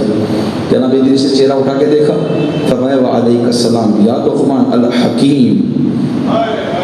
چونک گئے، کہنے لگے میں تو کہیں پڑھا ہی نہیں، آپ مجھے حکیم کہہ رہے ہیں ہم نبی ہیں. جب تم چلے تھے ہم سمجھ گئے حکیم ہمارے پاس آ رہا ہے، اس لیے کہ اللہ کی وحی آ گئی تھی، جو آ رہا ہے وہ حکیم ہے، وہ حکمت رکھنے والا ہے. اس کے سینے کو اپنے علم سے بھر دیا ہے. آپ پہچانے ایک بچہ کہاں سے زیادہ کہاں پہنچ گیا. اچھا، قرآن میں ذکر ہے، پوری سورہ لقمان آ گئی، پوری سورہ لقمان قرآن میں آ گئی. 5ویں امام 6 امام اپنے اصحاب کو جمع کر کے جناب لقمان کی باتیں سنا رہے ہیں. اگر امام کسی کی بات سنا رہا ہو سمجھ جا اس کا مقام کتنا بڑا. کہاں سے شروع ہوا تھا؟ ایک ماں سے. کہاں پہنچ گئے؟ امام اس کی تعریف کر رہا ہے. دیکھا اپنے ماں کہاں پہنچا دیتی ہے. ایک صلوات پڑھ دیجئے محمد والے. پہلی چیز ہو گئی فہم و ادراک. دوسری چیز کیا ہے؟ جو اس پہ کنٹرول رکھتا ہوں وہ ہے حکیم. دوسری چیز امیر المومنین نے نہج البلاغہ میں آپ نے کہا اس کا اخلاق پست ہوگا، جو فہم و ادراک کو استعمال نہیں کرے گا پھر وہ حکیم نہیں ہے، اگر کرے گا تو حکیم ہے. دوسرا امام نے کہا اس کا اخلاق پست ہوگا اور اس کا اخلاق اچھا ہوگا جو اپنی قوت غضبیہ پہ کنٹرول رکھتا ہوگا. جو قوت غضبیہ ہے نا، اس کو کنٹرول میں لے لے. امام نے کہا یہ کامیاب ہے. لیکن اگر قوت غضبیہ کو چھوڑ دے، امام کہہ رہے اہل بصرہ سے کہہ رہے، امام کہہ رہے نہ تمہارے پاس عقل و فہم ہے، نہ تمہارے پاس قوت غضبیہ کے اوپر کنٹرول ہے. تیسری چیز امام نے کہا قوت شہویہ، جو اپنی قوت شہوت کو کنٹرول میں لے لے. پھر امام نے جملہ کہا. امام نے کہا جو قوت غضبیہ کو کنٹرول میں, جملہ سنیں, علی فرما رہے ہیں نہج البلاغہ میں, جو اپنی قوت غضبیہ کو کنٹرول میں لے لے, امام نے کہا یہ سب سے بڑا بہادر ہے, یہ سب سے بڑا شجاع ہے. اب سمجھ میں آیا آپ کیوں کہتے ہیں کہ عباس شجاع ہیں؟ ایک سلوات پڑھ دیجیے محمد والے محمد. کیوں کہہ رہے ہیں؟ نکالے نا یہاں سے پھر باتیں. کیوں کہہ رہے ہیں حضرت عباس کو شجاع؟ کیوں کہہ رہے ہیں شجاع؟ تو حضرت عباس یہ سمجھا کے تھا, اس لیے کہہ رہے ہیں آپ. حضرت عباس کہہ رہے ہیں شجاعت زور بازو کا ہونا نہیں ہے خالی, شجاعت اس زور بازو میں تلوار کا ہونا نہیں ہے, شجاعت اپنی نظروں پہ لشکر کا روکنا نہیں ہے. سنیں غور سے حضرت عباس کیا کہہ رہے ہیں. پھر شجاعت کیا ہے؟ جبکہ حضرت عباس کی طاقت یہی ہے, قوت یہی ہے, طاقت و قوت یہی ہے. جا کے دیکھیں تاریخ میں, فوج نظروں پہ اٹھائے در خیبر کی طرح. فوج تلوار پہ لشکر کو روک لینا آسان ہے, نظروں پہ روکنا بہت مشکل کام ہے. حضرت عباس نے پورے لشکر کو نظروں پہ روکا ہے, اسے کہتے ہیں عباس. کتنا بڑا شجاعی ہے, کتنا بڑا شجاعی ہے. امام کہہ کے جا رہے ہیں جو اپنی قوت غضبیہ کو کنٹرول کر لے اس سے بڑا کوئی بہادر نہیں ہے, شجاع نہیں ہے. کس کی تعریف کر رہے ہیں؟ تو جو علی کہہ کے جا رہا ہے اسی کا بیٹا شجاع نظر آ رہا ہے. ایک صلوات پڑھ دیجیے محمد والے محمد. فوج نظروں پہ اٹھائے در خیبر کی طرح, فوج نظروں پہ اٹھائے در خیبر کی طرح, ہو بہو لگتا ہے میدان میں حیدر کی طرح. اس لیے کہ جو فوج نظروں پہ اٹھا دے وہ عباس ہے. جو شجاعت زور بازو کا ہونا نہیں ہے. آج ایک جوان باہر نکل کے غلطی بھی خود کر رہا ہے, غلطی بھی خود کر رہا ہے اور دوسرے کو مارنے کے لیے بھی چڑھ رہا ہے. کیوں چڑھ رہا ہے؟ اس لیے کہ وہ کمزور ہے, اس کے بازو مضبوط ہیں. وہ بیچارہ ضعیف ہے, یہ بڑا طاقتور ہے, یہ اپنا زوم دکھا رہا ہے, یہ اپنی طاقت دکھا رہا ہے, یہ اپنے پیچھے, اس کے پیچھے کوئی ہے اس کے بیک پہ جس کی یہ قوت دکھا رہا ہے. غلط کر رہا ہے. یہ طاقت نہیں ہے, یہ بزدلی ہے. اس کو طاقت ہی نہیں کہا جاتا ہے. طاقت کیا ہے یہ حضرت عباس سمجھا رہے ہیں, توجہ کریں اور اس کو ٹیلی کیجیے گا آج کے بعد. یہ بہت بڑا جملہ, پوری مجلس کا جملہ دے کے جا رہا ہوں. حضرت عباس نے آپ کو مجھے کربلا میں میسیج دیا, سکھایا ہے. آپ نے فرمایا طاقت یہ نہیں ہے, شجاعت یہ نہیں ہے کہ تمہارے ہاتھ میں تلوار ہو, زور بازو ہو. شجاعت کیا ہے؟ امام نے کہا شجاعت یہ ہے کہ سب کچھ ہو اور سامنے لشکر کھڑا ہو اور تم لشکر کو للکار رہے ہو اور تمہارا امام کا عباس واپس آ جاؤ تو تلوار کو رکھ دینا شجاعت ہے. اب للکارنا شجاعت نہیں ہے. ایک سلوات پڑھ دیجیے محمد والے محمد. حکم امام کو ماننا شجاعت ہے. تو ہم امام زمانہ کا حکم مان رہے ہیں آج, ہم شجاع ہیں تو پتہ ہی نہیں. شجاعت ہم سمجھ رہے تھے شجاعت زور بازو میں طاقت کو کہتے ہیں. علی فرما رہے نہیں, جو قوت غضبیہ کو کنٹرول کر لے وہ شجاع ہے. پھر تیسرا جو قوت شہوت کو کنٹرول کر لے. علی فرما رہے ہیں وہ کون ہے؟ کہہ کے جا رہا ہے وہ کون ہے؟ امام نے کہا وہ پاک دامن ہے, وہ صاحب عفت ہے. علی نہج البلاغہ میں اتنی تعریفیں آپ کی کر کے جا رہے ہیں, اتنی چیزیں بتا کے جا رہے ہیں. یہ اخلاقیات کے بھی شعبے گنوا رہے ہیں علی. ابھی اخلاقیات کو کھولا نہیں ہے مولا مدد, کھولا نہیں ہے. اس لیے لوگ تعریفیں کرتے تھے, تعریفیں کرتے تھے. وقت بہت گزر جائے گا, میں آخری جملہ کہوں, آخری جملہ بس. یہاں تک کھولوں گا تو آگے بات کھل جائے گی. میں نے اس لیے ایک جملہ سنایا بس, یہ ذہن میں رکھیے گا. اخلاق پست کب ہوتا ہے؟ 3 چیزیں سنا دی میں نے. میں بھی چیک کر رہا ہوں, سب سے پہلے اپنے لیے پڑھا ہے میں نے جملہ, آپ سب بھی چیک کریں. ہمارا اخلاق پست تو نہیں ہے. علی فرما رہے ہیں, مولا فرما رہے ہیں. ہم یہ کہہ رہے ہیں کہ علی کا کلام قیامت تک کے لیے, ہر آدمی کے لیے یہ کلام معجزہ ہے. تو ایسا تو نہیں علی اہل بصرہ سے کہہ کے علی یہ میسج مجھے بھی دینا چاہ رہے تھے. تمہارا اخلاق پست نہیں ہونا چاہیے, تمہاری عقل بلند ہونی چاہیے, فہم و ادراک کے ساتھ ہونی چاہیے. 1 قوہ غضبیہ پہ کنٹرول کرو. 2 نمبر 3 قوہ شہویہ کو اپنے ہاتھ میں لے لو, پاک دامن بنو. جتنے پاک دامن بنو گے اتنا ان ہستیوں سے قریب ہوتے چلے جاؤ گے. اس لیے کہ یہ پاک و پاکیزہ ہے, نجاست ان کے قریب نہیں آ سکتی. ایک صلوات پڑھ دیجئے محمد والے محمد. ابھی تو کہہ رہے تھے آپ, ابھی تو کہہ رہے تھے آپ مجھے سنا رہے تھے انما یرید اللہ, اللہ کا ارادہ یہ ہے ان سے نجاست کو دور رکھے. تو جب یہ نجاست سے دور ہے تو نجاست ان کے قریب آ سکتی ہے؟ آ ہی نہیں سکتی. تو پھر یہ میری نجاست, باطنی نجاست کیسے پھر اس کے اندر ولایت آ سکتی ہے علی کی؟ کیسے قریب ہو سکتی ہے؟ امام فرما رہے ہیں پاک دامن بنو، تمہیں پتہ ہی نہیں ہماری ولایت کیسے اللہ تمہارے دل میں ڈال دے گا، ابھی تو سمجھ نام لے رہے ہو، نام لے رہے ہو، پھر تم میں کمالات آنا شروع ہو جائیں گے، کمالات، تم زمین پہ چلو گے، زمین کی تنابوں کو کھینچ لو گے، چلتے ہوئے کھینچ لو گے، تم جیسے سامنے دیکھو گے ایسے پیچھے دیکھو گے۔ یہ معصوم نہیں، غیر معصوم کی باتیں سنا رہے ہیں، غیر معصوم۔ اللہ تمہیں وہ صفات عطا کر دے گا جو کائنات میں کسی کے پاس نہیں ہے، اس لیے کہ تمہارے دل میں، پاک دل میں ہماری محبت ہے، ہم آ گئے ہیں، تم نے ہماری ولایت کو ڈال لیا ہے۔ اب کمال یہی ہے، ظلمتیں ختم ہو جائیں گی، جب نور آ گیا تو سمجھو سب کچھ مل گیا ہے، پریشانی نہیں ہے۔ تو اس جملے کو سامنے رکھے بات ختم ہو گئی، بہت دیر ہو گئی، آخری جملہ سنا دوں آپ کو۔ اخلاقیات میں دیکھا ہم نے 3 شعبے، اس کو چیک کر لیجیے گا، یہ چیز تھی۔ آپ کے چوتھے امام، امام زین العابدین علیہ الصلوۃ والسلام، اللہم صل علی، معاف کریں گے مجھے فیصل بھائی، میں نے کہا کہ اخلاقیات پہ بات ہوگی، 2 دن پہلے بھی کہا تھا، لیکن بات آگے نکل گئی۔ آپ دیکھ لیجیے گا، چیک کر لیجیے گا، میں نہیں چاہتا زیادہ معطل کروں آپ کو، 1 گھنٹہ گزر گیا۔ چوتھے امام نے ایک آدمی کو بلایا، سنیں آج وہ آدمی کون ہے، یہ بھی سنیں آج، ذہن نشین کریں یہ بات، جس نے کہا تھا مولا میرے بیٹے کی شادی ہے اور میں چاہ رہا ہوں کہ آپ آئیں۔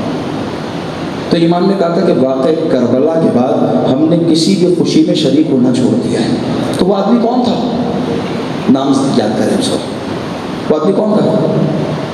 شہاب ابن زہری، اس کو کہتے تھے امام زہری، زے اور چشمے والی ہے، رے اور چھوٹی ہے، زہری کے نام سے مشہور ہے، امام زہری یہ آدمی تھا، شہاب ابن زہری۔ تو یہ تھا ہی نہیں امامت کا ماننے والا، یہ تو بنو امیہ کا ماننے والا تھا، یہ تو بنو امیہ کا ماننے والا تھا، یہ تو بنو امیہ کی حکومت میں یہ قاضی القضات تھا، اس کو چیف جسٹس بنایا تھا بنو امیہ کے دور حکومت میں، اتنی بڑی پوسٹ پہ تھا یہ آدمی۔ تو یہ کیسے آگے کہہ رہا ہے؟ معلوم ہے کہاں سے چینج ہوا، یہ تبدیل کیسے ہوا؟ اخلاق امام زین العابدین سے۔ اخلاق کتنا کام آتا ہے، چیف جسٹس کو بدل دیا امام نے، اور کیسے بدلا ہے؟ کچھ بھی نہیں کیا، کچھ بھی نہیں کیا۔ یہ تھا قاضی القضات، چیف جسٹس تھا یہ، لیکن انسانیت تھی تھوڑی بہت، بنو امیہ کے ساتھ تھا یہ، لیکن تھوڑی بہت انسانیت تھی۔ ایک آدمی آیا، اس نے اپنا فیصلہ دیا، اس نے بتایا، اس نے کیس سامنے رکھا، مجرم آ گیا، انہوں نے صحیح طرح تحقیقات نہیں ہو سکی، انہوں نے حکم صادر کر دیا اس کے قتل کا، سزا کا، اسے سزا ہو گئی، وہ مر گیا۔ انہیں بعد میں پتا چلا کچھ دنوں کے بعد کہ جس کو سزا دی تھی کہیں یہ کام غلط ہو گیا، یہ مجرم نہیں تھا اس کا۔ انہوں نے اپنی سیٹ چھوڑ دی، قاضی القضات کو چھوڑ دیا، اپنا گھر چھوڑا، اپنے بچوں کو چھوڑا، اپنی بیوی کو چھوڑا، اپنے عائشہ کو چھوڑا، اہل و عیال کو چھوڑا، یہ پہاڑ کے درے میں یہ جا کے انہوں نے بال بڑے کر لیے، حلیہ بدل لیا۔ زہری نے، یہ آدمی ہے وہ، حلیہ بدل لیا اس نے، اور یہ رو رہا ہے، اللہ کی بارگاہ میں توبہ کر رہا ہے، مجھ سے غلطی ہو گئی۔ کسی نے امام کو بتایا، چوتھے امام کو، وہ جو زہری ہے، وہ جو قاضی القضات تھا، چیف جسٹس تھا، اس نے ایسا کیا۔ امام نے کہا کہاں ہے وہ؟ کہا مولا وہ پہاڑ کے درے میں۔ امام نے کہا اس سے ملنے جائیں گے، ہم جائیں گے۔ چوتھے امام چلے اس جگہ جہاں اسے نہیں بلایا، امام خود گئے۔ اخلاق دیکھ رہے ہیں، اخلاقیات دیکھ رہے ہیں۔ چوتھے امام نے اخلاقی ایک بہت اچھا میسیج دیا، صحیفہ سجادہ دینا۔ امام نے کہا، جملہ دیکھیں کتنا اچھا ہے، درمیان میں آگے سن لیں۔ امام نے کہا اگر اللہ نے تمہیں نعمتیں دی ہیں تو اس نعمت میں سے کسی کو جا کے دو، اسے نہ بلاؤ دروازے پہ، اسے نہ بلاؤ۔ ہماری عادت کیا ہے، میری عادت کیا ہے، میری عادت کیا ہے، مجھے پتا چلا مثلا اس کو راشن چاہیے، میں نے کہا جو دے دوں گا، میرے گھر آ جاؤ، میں نے اسے گھر بلا لیا۔ امام کہہ رہے تم نے بہت بڑی غلطی کی ہے، بہت بڑی غلطی کی ہے، تمہیں جاننا چاہیے، اسے نہیں بلاؤ، تم چل کے جاؤ اس کے پاس۔ مولا وہ حاجت مند ہے، میں چاہ رہا ہوں میرے دروازے پہ آ جائے گا، نہیں، اس لیے کہ وہ تمہارے اوپر احسان کر رہا ہے، تم احسان نہیں کر رہے اس کے اوپر، وہ تمہارے اوپر۔ جملہ سنے چوتھے امام کا، امام کہہ رہے وہ تمہارے اوپر احسان کر رہا ہے، مولا اس کا احسان کیا ہے، اس کا احسان کیا ہے؟ امام نے فرمایا تمہارے اوپر احسان یہ کر رہا ہے کہ یہاں کا سامان، اس دنیا کا سامان آخرت میں بغیر اجرت کے پہنچا رہا ہے، تم سے اجرت نہیں لے رہا ہے۔ ایک صلوات پڑھ دیجئے محمد محمد والے محمد پر. تم جو دنیا میں دے رہے ہو تمہیں آخرت میں ملے گا یا نہیں ملے گا؟ ملے گا.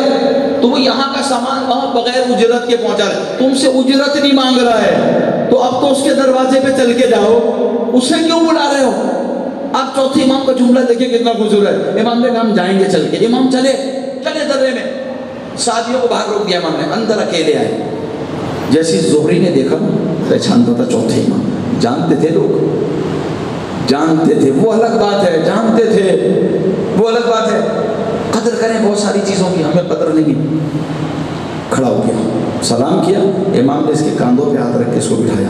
امام نے ایک جملہ کہا, زہری تم نے اپنی حالت کیا کر لی, یہ کیا کیا, تم نے سب چھوڑ دیا, کیوں؟ کہتا مولا مجھ سے بہت بڑا گناہ ہو گیا, بہت بڑا گناہ ہو گیا. اے رسول خدا کے بیٹے مجھ سے بہت بڑا گناہ, جیسے کہا بہت بڑا گناہ ہو گیا. امام نے فرمایا اب جو زہری تم گناہ کر رہے ہو وہ اس سے زیادہ بڑا کر رہے ہو, اس سے زیادہ بڑا گناہ کر رہے ہو. اس لیے کہ جو گناہ ہو گیا ہے وہ حل ہو سکتا ہے. امام نے دو طریقے بتائے سمپل سے حل ہو سکتا ہے. ایک, تم نے جان کے تھوڑی کیا ہے, تم نے جان کے نہیں کیا, اس کا حل ہے یا تو ان کے قرابت داروں سے جا کے, ان کے بچوں سے جا کے یا تو معافی مانگ لو, خون بہا لے لو, معاف کرا لو, خون بہا, یا پھر اس کے بدلے میں دیت دے دو جو اللہ نے دیت رکھی ہے. آسان ہے, تم نے اپنا حلیہ کو بدل لیا. اب جیسے امام نے اس کو یہ میسج دیے نا, امام نے کہا اب جو گناہ کر رہے ہو اس لیے کہ تم اللہ کی رحمت سے مایوس ہو گئے ہو, یہ بہت بڑا, اس سے بڑا گناہ ہے. زہری جاؤ, اللہ کی رحمت سے مایوس نہ ہونا, وہ رحم کرنے والا ہے, معاف کرنے والا ہے. اب اس نے اپنا حلیہ بدلا. سنیں اب جملہ, نتیجہ سنیں, نتیجہ سنیں. اس نے اپنا حلیہ بدلا, یہ آ گیا اپنے بیوی بچوں کے درمیان, جہاں سے گزرتا ہے کہتا ہے میرے مولا زین العابدین نے فرمایا, میرے مولا سید سجاد نے فرمایا, میرے مولا علی ابن الحسین نے فرمایا. ہر جگہ چوتھے امام کا نام لے رہا ہے, ہر جگہ چوتھے امام. بات پہنچی کہاں تک؟ بنی امیہ کے حاکم تک. تمہارا آدمی, تمہارا قاضی القضات چوتھے امام کا نام گلیوں میں لے رہا ہے, ہر جگہ چوتھے امام کی تعریف کر رہا ہے. اس نے کہا بلاؤ, بلاؤ زہری کو. سنے جملہ غور سے, یہ بڑا کام کا ہے آخری. کہا بلاؤ, بلا لیا زہری کو. ایک جملہ کہتا ہے, بڑا سخت جملہ کہتا ہے اس کو, کہتا ہے زہری کھایا ہمارا ہے, گاتے ان کا ہو, ساری زندگی ہمارا کھایا ہے, نام ان کا لے رہے ہو, جیسی کہنا نام ان کا لے رہے ہو. اب یہ ہو گیا شجاع. شجاع کون ہوتا ہے؟ جو اپنی قوت غضبیہ پہ کنٹرول کر دے. ایک سلوات پڑھ دیجئے محمد والے. اب ہو گیا یہ شجاع, بہادر ہو گیا, یہ بہادر ہو گیا. اسے معلوم ہے یہ سامنے کون ہے, جابر ہے, تو اس کی آنکھوں میں آنکھیں ڈال کے بات کرنی ہے, اس لیے کہ یہ جابر ہے. قرآن نے بہت سارے پیرائی دیے, یہ جابر ہے, تو جابر کی آنکھوں میں آنکھیں ڈال کے بات کرنی ہے. جیسے اس نے کہا کھایا ہمارا ہے, نام ان کا لے رہے ہو, جیسے کہا. کہتا ہے کیوں نہ لوں, اس کے سامنے کہتا ہے ہاتھ اٹھا کے, کیوں نہ لوں, اسی لیے کہ تم بھی ان جیسا کردار بنا لو, جیسا ان کا کردار ہے تم بھی بنا لو, تمہارا نام بھی سب جگہ لوں گا, لیکن تمہارا کردار ان جیسا نہیں ہے. ان کا کردار بڑا اعلیٰ ہے, بہت بلند و اعلیٰ ہے. اس کے بعد اس نے دلائل دینا شروع کیے چوتھے امام کے بارے میں, دلائل دینا شروع کیے.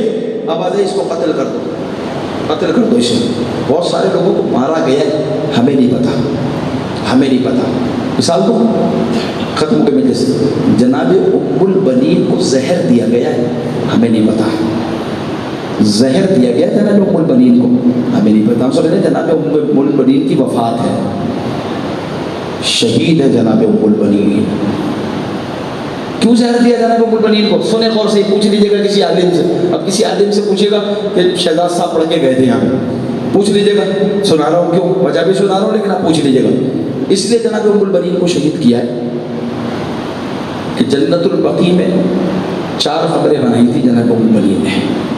اس پہ اپنے چاروں بیٹوں کے نام لکھے تھے. جس پہ لکھا تھا عباس, اس کے پاس بیٹھ کے صبح آتی تھی, مسلسل روتی تھی, وقت زوال اٹھ کے چلی جاتی تھی, نماز پڑھ کے پھر آتی تھی, پھر بیٹھ جاتی تھی, وقت مغرب چلی جاتی تھی, پھر بیٹھتی تھی, مسلسل گریہ کر رہی تھی. جو گزرتا تھا نا, جو گزرتا تھا وہ روتا ہوا گزرتا تھا.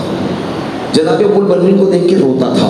تو بنی امیہ کے حاکم نے کہا یہ رونا ام البنین کا جو رونا ہے, اس بیوی کا جو رونا ہے, یہ رونا وہ نہیں ہے, یہ رونا احتجاج ہے, احتجاج. یہ بی بی احتجاج کر کے لوگوں کو جمع کر رہی ہے اور امام حسین کا حامی بنا رہی ہے. حامی بنا رہی ہے اس گریے کے ذریعے سے, اس رونے کے ذریعے سے حامی بنا رہی ہے. اس پہ زہر دیا گیا ہے. توجہ کر رہے ہیں, بہت باریک بھی نہیں ہے, بہت باریک بھی نہیں ہے. سلام عرض کریں. میں نے کہا تھا کہ وہ بی بی ہے جس نے بڑی قربانیاں دی ہیں, لیکن آج آئیں اس کو رو لیں, آج اس کو رو لیں کہ جو کربلا سے لے کر مدینے تک اپنے بچوں کو نہ رو سکی, نہیں رو سکی. ابھی میں ماں کا ذکر کر رہا تھا نا, ماں نہیں رو سکی. وہ ماں کون ہے؟ وہ زینب کبریٰ. اپنے بچوں کو نہیں رو سکے. دکھائے مجھے پوری مقتل میں, دکھائے پورے مقتل میں بڑی ذمہ داری دکھائے مجھے. بھائی کا چھیدو بنایا. جب یہ قافلہ مدینے کی طرف چلا, امام نے بشیر کو بلا, بشیر تیرا باپ شاعر تھا, یہ علم نے مدینے میں جا کے خبر دے دے, مدینے والوں مدینہ رہنے کے قابل نہیں رہا. حسین مارے گئے, اکبر مارے گئے, عباس مارے گئے, لٹا ہوا قافلہ مدینے آ رہا ہے. بشیر مدینے پہنچا, بشیر مدینے پہنچا, اس نے خبر دی, مدینے کے دروازے کھل گئے. تو بشیر کیا سنا رہا ہے کہ حسین مارے گئے. ایک ایک کی خبر بشیر نے دے دی, بشیر نے خبر سنا دی. مقتل کہتا ہے مدینے کے باہر ایک خیمہ نصب ہوا جس میں جناب زینب تشریف فرما تھی. چوتھے امام مدینے کے اندر آئے, سنیں آج مسائل, چوتھے امام مدینے کے اندر آئے, لوگوں نے گھیر لیا. ابھی لوگ گھیرے ہوئے تھے, ابھی لوگ پرسہ داری کر رہے تھے. اسی اثنا میں محمد حنفیہ پہنچے. جناب محمد حنفیہ پہنچے اور پوچھنے لگے, تم نے میرے بیٹے سید سجاد کو دیکھا ہے؟ ایک ایک سے پوچھ رہے تھے, تم نے علی ابن الحسین کو دیکھا ہے؟ جب کسی نے کوئی جواب نہ دیا, سب رو رہے تھے. دیکھا کہ سفید بالوں والا کھڑا تھا, آگے فرمایا میرے بیٹے علی ابن الحسین کو دیکھا. بس یہ کہنا تھا. امام نے سر اٹھایا, چچا نہیں پہچانا. مقتل کہتا ہے غش کھا کے گر گئے. اور جب غش سے فاقہ ہوا, چچا یہ کیا دیکھ رہا ہوں؟ آواز آئی, چچا آپ ہمیں نہ دیکھ سکے, میں نے اپنے باپ کو ذبح ہوتے ہوئے دیکھا. میں نے اپنی پھوپھیوں کو بے سر و چادر دیکھا, ہاتھ بندھے ہوئے تھے, تازیانے لگتے ہوئے دیکھا. پرسہ ہو گیا. چوتھے امام کو آ کے جناب محمد حنفیہ نے پرسہ دیا. ادھر ایک بی بی چلی, خواتین میں آئی, آ کے بیٹھ گئی. بیٹھ کر کہتی ہے بس اتنا بتا دو, اتنا بتا دو, جب چادر چھینی میرا عباس کا ہاتھ, بڑا ناز تھا ام المؤمنین کو, بڑا ناز تھا ام المؤمنین کو. میرا عباس جا رہا ہے, میرا عباس بیویوں کا محافظ بن کے جا رہا ہے. بس اتنا بتا دو, جب چادر چھینی میرا عباس کہاں تھا؟ جو بیوی اب تک دل بھر کے نہ روئی تھی, ایک مرتبہ بیوی ام المؤمنین کو دیکھا, اپنی مادر سے نکل گئی. مادر گرامی, جب تک عباس نہ لے زینب کا بھگتا رہا. جب عباس مارے گئے, حسین مارے گئے, زینب کی چادر چھن گئی. یہ مرثیہ پڑھا کرتی تھی. آخری بات کیا, تم بس مجلس ہو گئی. مدینے کی عورتیں آتی رہی, پرسہ دیتی رہی. نانا کے روزے پر, نانا حسین کربلا میں رہ گیا. بھائی کی قبر پر آئی, بھیا بھائی کو نہ لا سکی. مقتل کہتا ہے سب سے آخری میں ماں کی قبر پر آئی. آ کے کہتی ہے, ماں جسے چکیاں پیس پیس کر پالا تھا, جس کے بغیر زینب نہیں رہتی تھی, اسے کربلا میں چھوڑ آئی. بڑا گریہ کیا جناب زینب نے, بڑا گریہ کیا. مدینے کی عورتیں آ رہی تھی. ایک دن جناب عبداللہ آئے, آخری جملہ, ایک دن جناب عبداللہ آئے. آ کے کہا, مولا شہزادی سے کہیے اب اپنے گھر تشریف لے آئے. ہو گئی مجلس پوری, ختم ہو گئی, بس یہی جملہ ہے. آئے اب اس کو رو لے جو اپنے بچوں کو نہ رو سکی.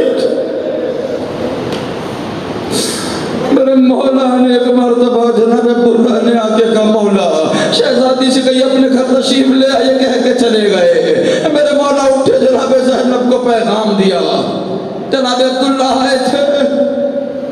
جائیے پھوپھی اماں آپ ذرا گھر کی طرف دیکھیے. جناب زینب امر امام ہے، حکم امام ہے. امام بتانے نہیں آئے. امام کہنے ہیں پھوپھی اماں آپ ذرا گھر کی طرف جا کے دیکھیے. تاریخ قلم بند ہونا تھی. جناب زینب چلی. جناب عبداللہ گھر میں نہیں تھے. دروازہ کھولا، صحن میں بیٹھ گئی. دیواروں کو دیکھنا شروع کیا. مجھے نہیں معلوم جو اب تک نہ روئی تھی اب ایک ایک چیز کو دیکھ کے کہہ رہی ہے میرے ہونٹوں محمد. یہ ماں آج گریہ کرنا چاہتی ہے، ایک ایک چیز کو دیکھ رہی ہے. جناب عبداللہ آئے، دروازہ کھلا. سنیں قیامت کا جملہ، سنیں قیامت کا جملہ. جناب عبداللہ آئے، دروازہ کھلا. ایک جملہ کہتے ہیں بی بی کون ہو؟ مصیبت نہیں ہے اگر کسی کا شوہر اسے نہ پہچانے. اس سے بڑی مصیبت اور کیا ہوگی جناب زینب پہ. بی بی کون ہو؟ ایسا لگتا ہے آپ غلط جگہ پر آ گئی. وہ جیسی کا سر اٹھایا، میرے والی نہیں پہچانا. غش کھا کے گر گئے. شہزادی اٹھی، لا کے پانی ڈالا، غش سے فاقہ ہوا تو زانو ہو کے بیٹھ گئے. جملہ کا روتے روتے کہتے ہیں بی بی یہ کیا دیکھ رہا ہوں، بی بی یہ کیا دیکھ رہا ہوں. جناب زینب نے مرثیے پڑھنا شروع کیے. جناب زینب سے آخری جملہ، جیسی جناب زینب کو تڑپتا ہوا دیکھا، جناب عبداللہ نے کہا شہزادی حسین کا پرسہ لے لیجئے، شہزادی عباس کا پرسہ لے لیجئے، شہزادی اکبر کا پرسہ لے لیجئے. مجلس ختم ہو گئی. ایک ایک کا نام لیا، بڑی ذمہ داری سے کہہ رہا ہوں، ایک ایک کا نام لیا. سنتے نا 2 سر آئے تھے شام میں، لینے کے لیے کوئی نہیں اٹھا تھا. یہ ہے غربت جناب زینب. لیکن جب جناب زینب نے دیکھا، جناب عبداللہ نے سب کے نام لے دیے، لیکن یہ نہیں کہا بی بی اور محمد کا پرسہ. معلوم ہے کیوں نہیں لیے؟ اس لیے نہیں لیے کہ ماں ہے، نہ جانے برداشت کر سکے یا نہ کر سکے. جناب عبداللہ نے ختم کیا. جناب زینب کھڑی ہوئی. اب وہ کمرہ کھولا جس میں اول محمد سویا کرتے تھے. اب جو بستر نظر آئے، ایک مرتبہ ماں طرف گئی، کربلا کا رخ کیا، اپنے آپ کو گرا دیا. ارے میرے بچوں جو مر رہی ہو.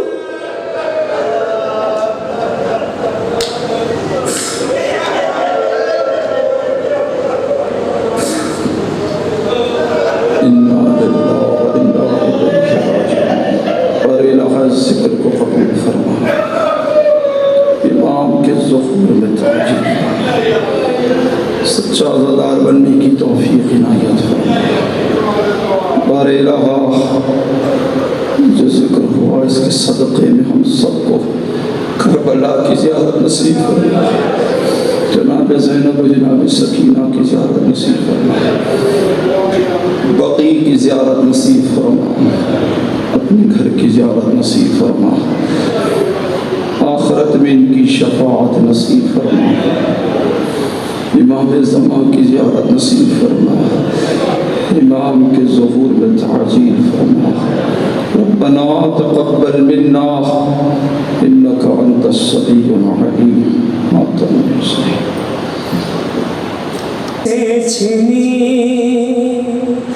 میں سزا دیتی رہی تو نہ آیا غازی. جب ردا سر سے چھنی میں سزا دیتی رہی تو نہ آیا غازی. جب ردا سر سے چھنی میں سزا دیتی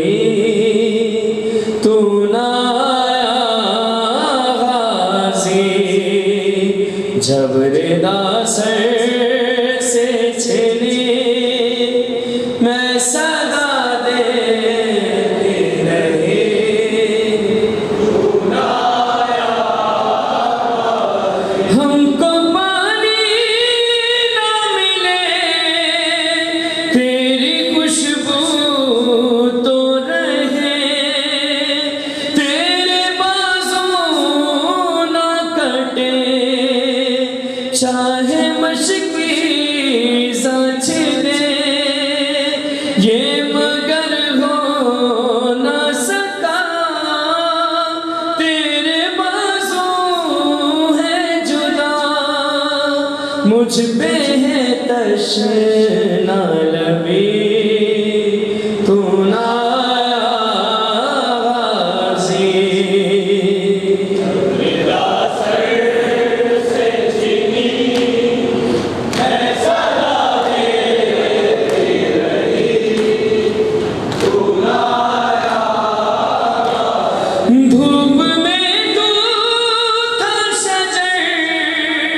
تجھ سے آباد تھا گھر ہے برہنا میرا سر کیا نہیں تجھ کو خبر اے علمدار وفا اس بہر کو باخدا تجھ سے ڈھاراستی بڑی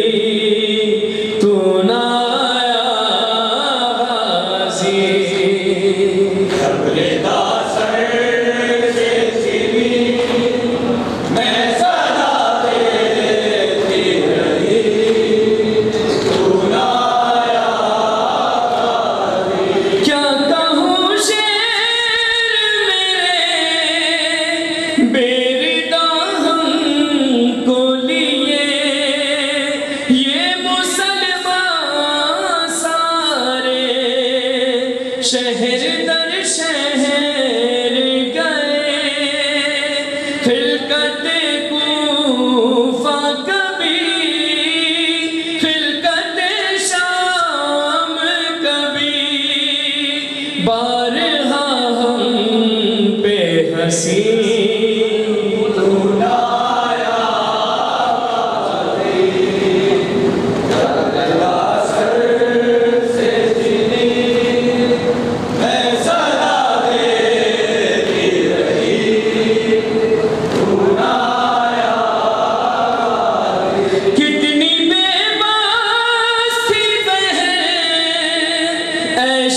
شہنشاہ وفا نام لے لے کے میرا جب یہ ظالم نے کہا ناز تھا جس پہ تجھے اب بلاؤ نہ اسے اور میں روتی رہی تو نہ آیا غازی اپنے سر سے چھینی میں صدا دیتی رہی تو نہ آیا غازی قید خانے میں قضا جب سکینہ کو ملی دیکھ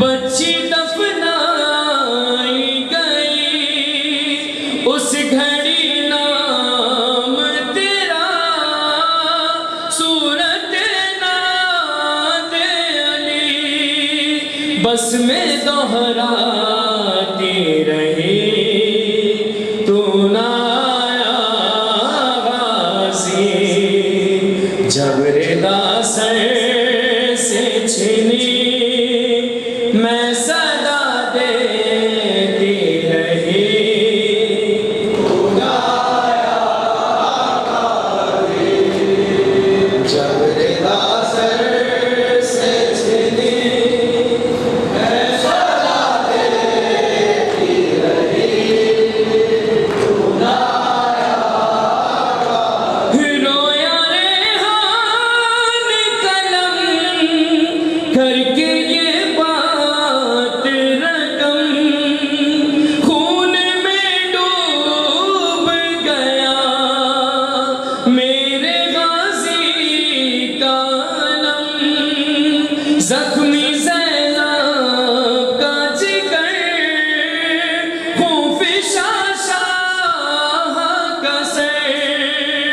آئے